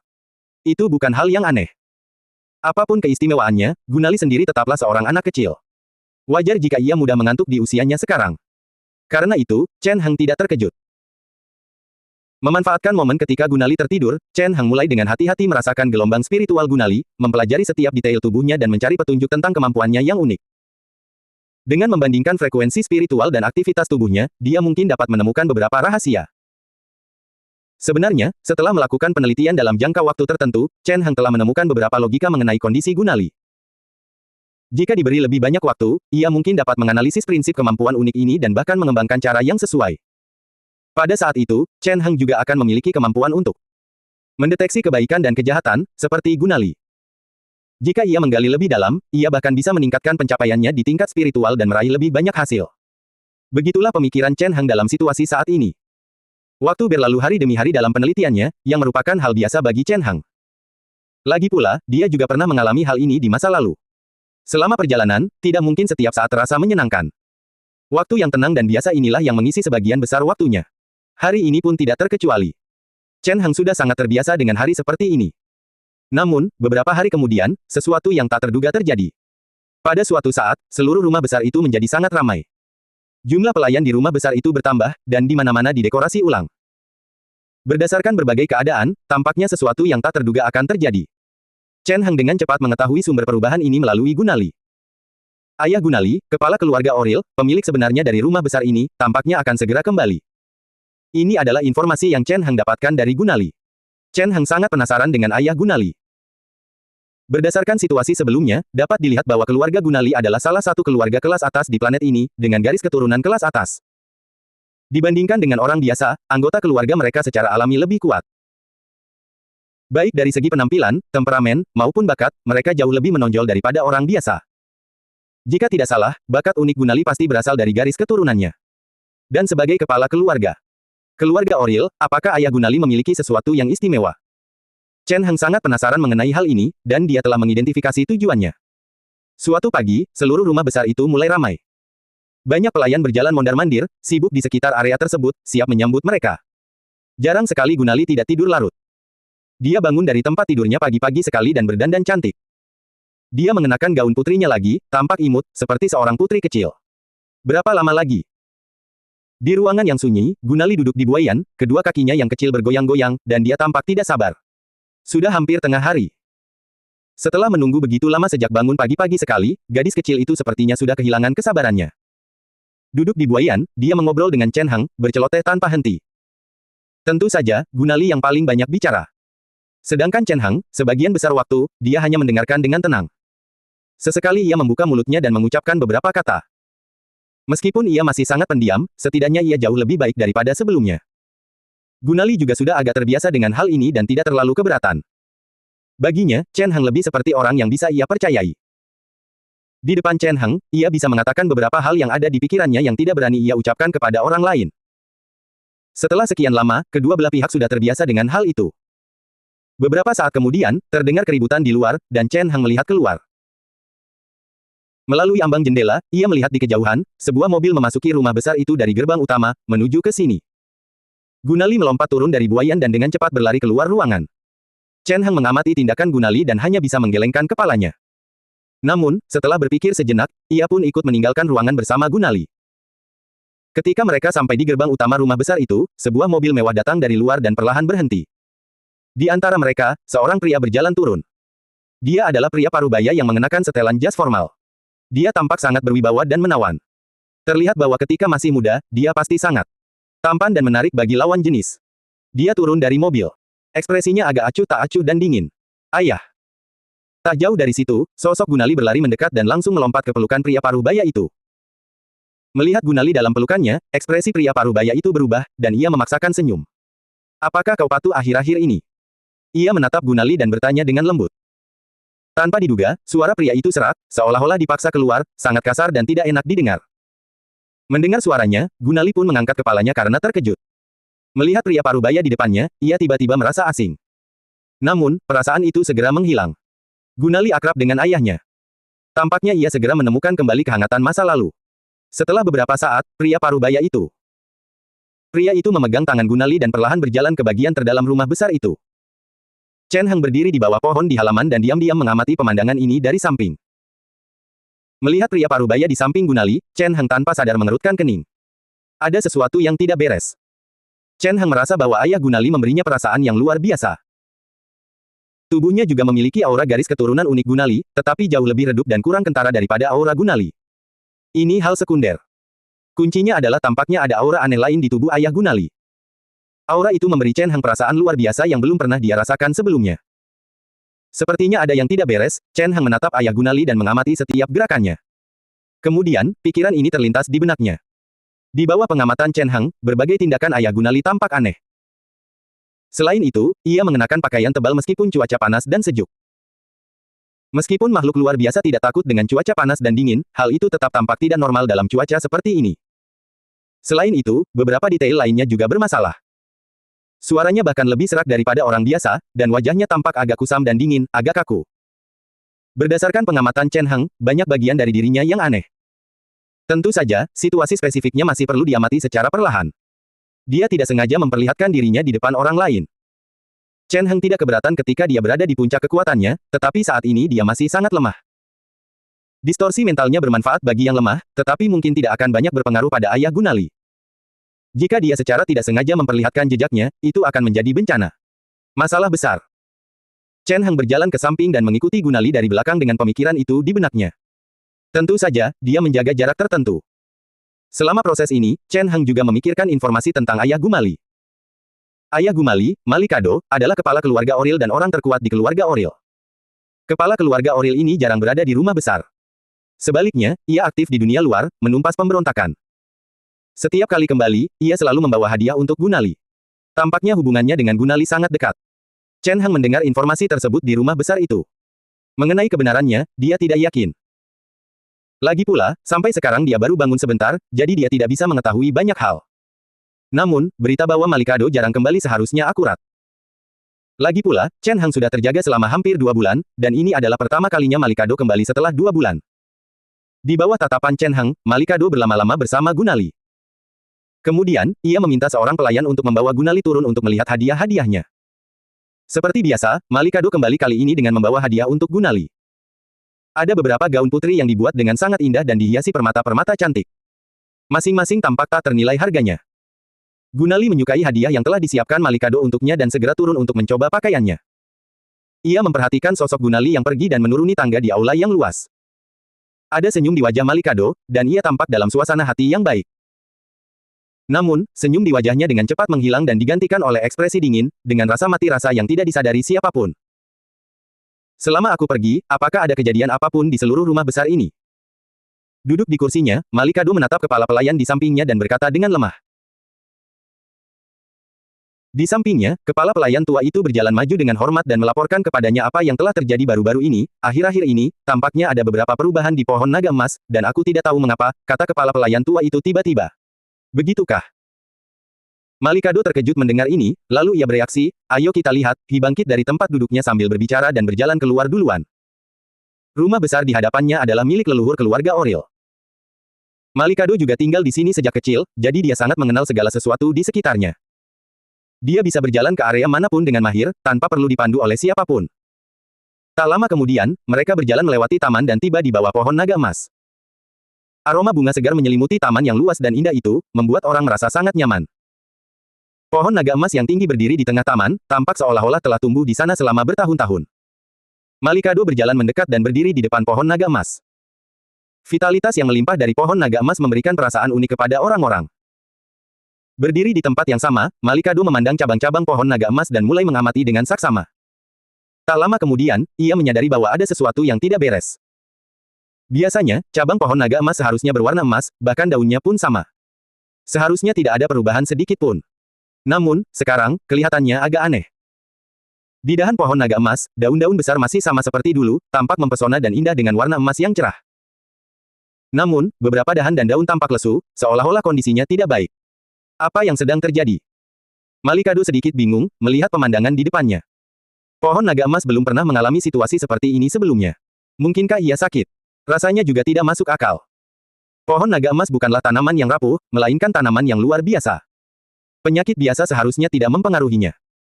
Situasi pohon naga emas disebabkan oleh Chen Heng. Sebelumnya, Chen Heng telah memasukkan red dan tanda miliknya sendiri ke dalamnya, menggunakan vitalitas luar biasa di dalam pohon naga emas untuk memelihara tubuh mereka. Dengan tingkat kehidupan masa lalu Chen Heng dan red, vitalitas yang dibutuhkan untuk memelihara tubuh mereka adalah tidak diragukan lagi, sangat besar. Meskipun vitalitas yang terkandung dalam pohon naga emas sangat menakutkan, pohon itu tetap terpengaruh oleh pertumbuhan kedua tubuh tersebut. Akibatnya, beberapa cabang dan daunnya mulai terpengaruh dan menjadi lesu. Tentu saja, efek ini tidak terlalu signifikan. Lagi pula, vitalitas dan kecepatan pemulihan pohon naga emas yang luar biasa sudah cukup untuk memberikan vitalitas semacam itu. Selain itu, Chen Heng tidak akan langsung menguras pohon naga emas. Sebaliknya, ia akan mengendalikan kecepatan pengambilan vitalitas pohon naga emas agar keduanya tetap seimbang dan memastikan pohon naga emas dapat pulih. Oleh karena itu, pada saat ini, naga emas Tri hanya terlihat sedikit murung, dan tidak terjadi apapun lagi. Malikado melihat sekeliling dan memeriksa pohon naga emas, tetapi dia tidak menemukan sesuatu yang aneh. Meskipun ada dua nyawa di dalam tubuh pohon naga emas, tidak ada yang aneh dari luar. Dan karena mereka dipelihara oleh tubuh dan vitalitas pohon naga emas, aura kedua tubuh itu akan disembunyikan oleh aura pohon naga emas, dan vitalitas mereka tersembunyi di bawah vitalitas pohon naga emas. Cara normal tidak akan mampu menemukan anomali tersebut. Kecuali jika seluruh pohon naga emas ditebang dan bagian dalamnya diperiksa dengan cermat, maka mungkin ya. Namun, ini adalah hal yang mustahil. Untuk mendeteksi sedikit anomali, menebang seluruh pohon naga emas yang tak ternilai harganya adalah sesuatu yang bahkan orang gila pun tidak akan mampu lakukan. Oleh karena itu, Malikado hanya bisa menyerah. Tidak ada hasil dari percobaan itu. Ia hanya bisa memerintahkan para pelayan di sampingnya untuk menjaga pohon itu agar tidak menimbulkan masalah. Kemudian, ia berjalan ke sisi lain. Ia tidak pergi ke sisi Gunali, dan juga tidak mencari orang lain. Sebaliknya, ia kembali ke kamarnya. Di ruangan yang luas dan indah itu, semuanya tampak sangat menawan. Meskipun lingkungan sekitarnya luas, entah mengapa hal itu memberi orang perasaan yang sangat sempit. Setelah Malikado kembali ke kamarnya, ekspresinya dengan cepat berubah di bawah tatapan Chen Heng. Ekspresi dinginnya yang semula telah hilang dan sekarang berubah menjadi digantikan dengan tatapan garang. Tidak baik, saat ini, dia tampak sangat kesakitan. Sebuah kekuatan tak dikenal melonjak dari tubuhnya, menyebabkan seluruh tubuhnya mulai berubah bentuk. Dia menutupi kepalanya dengan kedua tangan, dan ekspresinya menjadi semakin ganas. Sebuah kekuatan tak dikenal melonjak keluar dari dalam tubuhnya, secara bertahap menyelimutinya. Apa ini? Sambil mengamati semuanya secara diam-diam, Chen Heng menatap Malikado yang tampak ganas dan seolah gila. Ia tak bisa menahan rasa penasaran. Sepertinya ada sesuatu yang tersembunyi di dalam tubuh Malikado. Insting Chen Heng sebelumnya benar.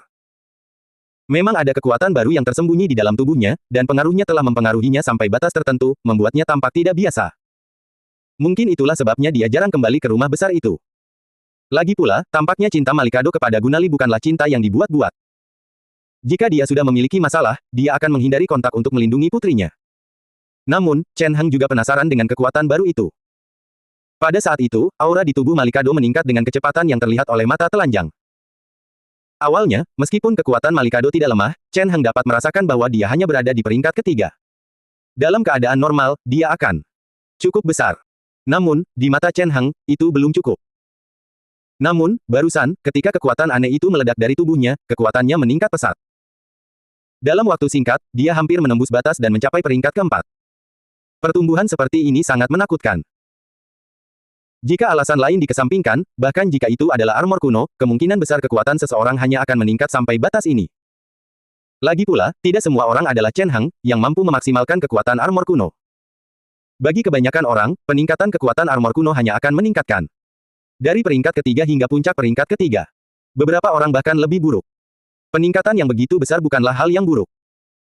Lebih penting lagi, ini hampir merupakan perubahan permanen, tidak seperti armor kuno yang hanya merupakan peningkatan sementara. Chen Heng sudah bisa merasakannya.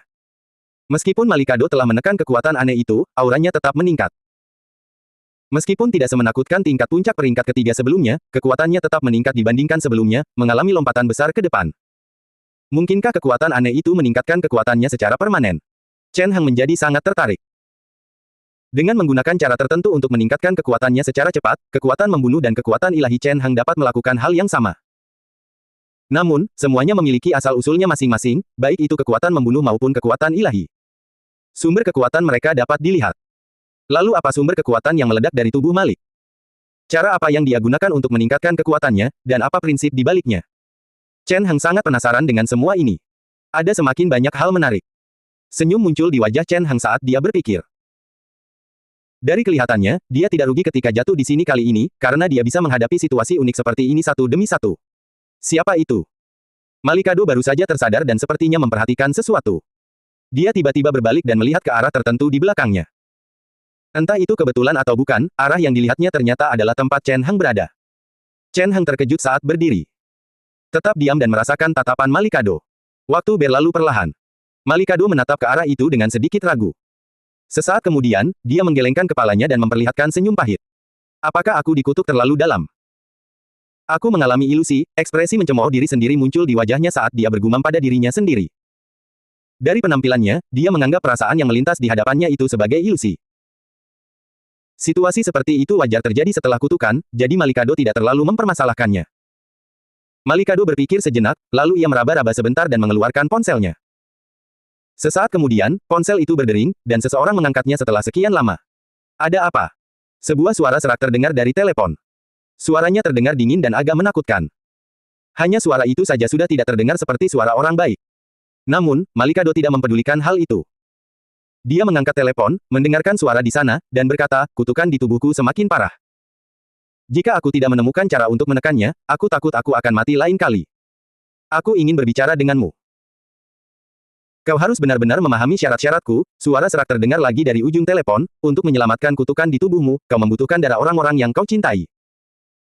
Serahkan putrimu, dan aku akan membuat penawarnya untuk menekan kutukan di tubuhmu, suara serak itu.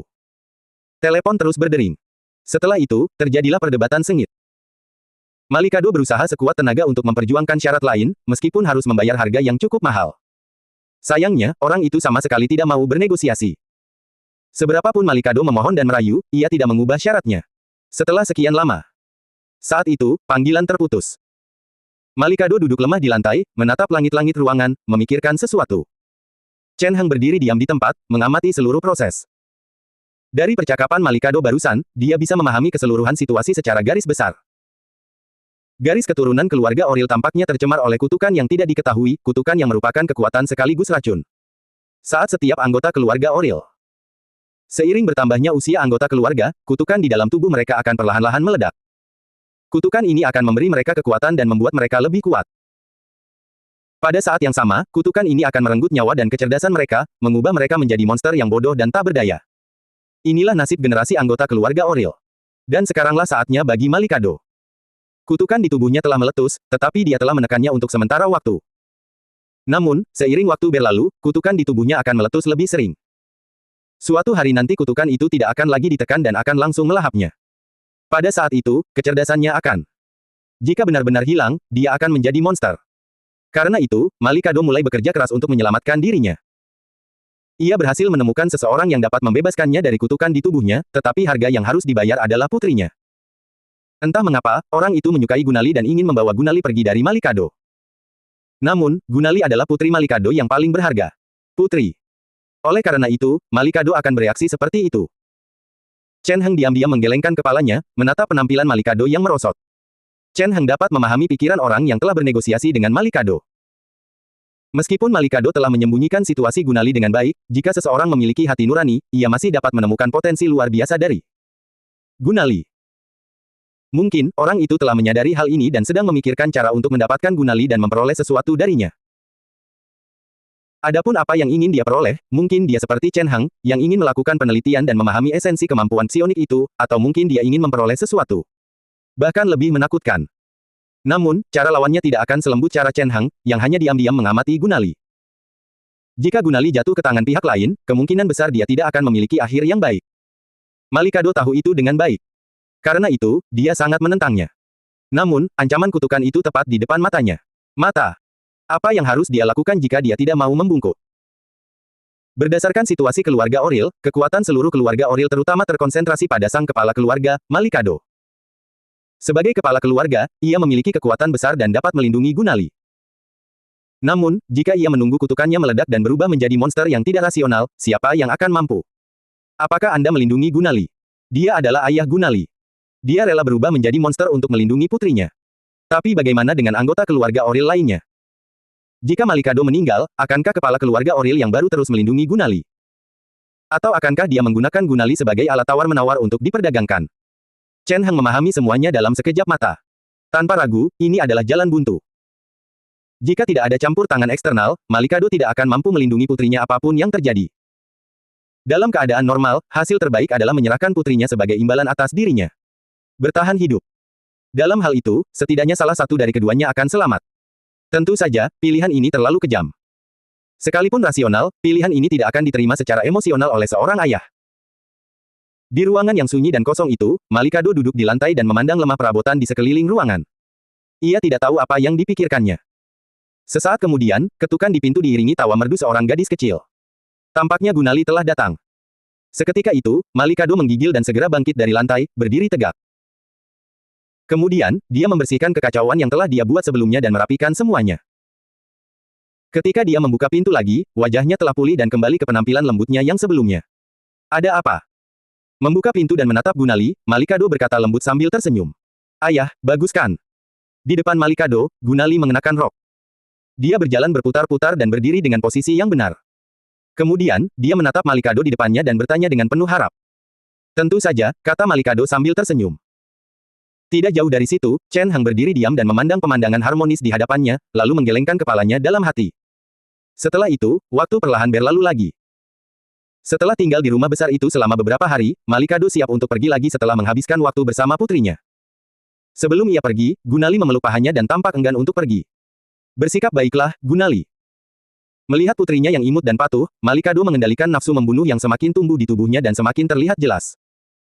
Dengan sabar ia menatap Gunali dan berkata, ayah akan segera kembali. Baiklah. Guneri mengangguk. Ia sedikit ragu, tetapi ia tetap memperhatikan Malikado pergi. Setelah sekian lama, ia meninggalkan gerbang rumah besar itu dan kembali ke kamarnya.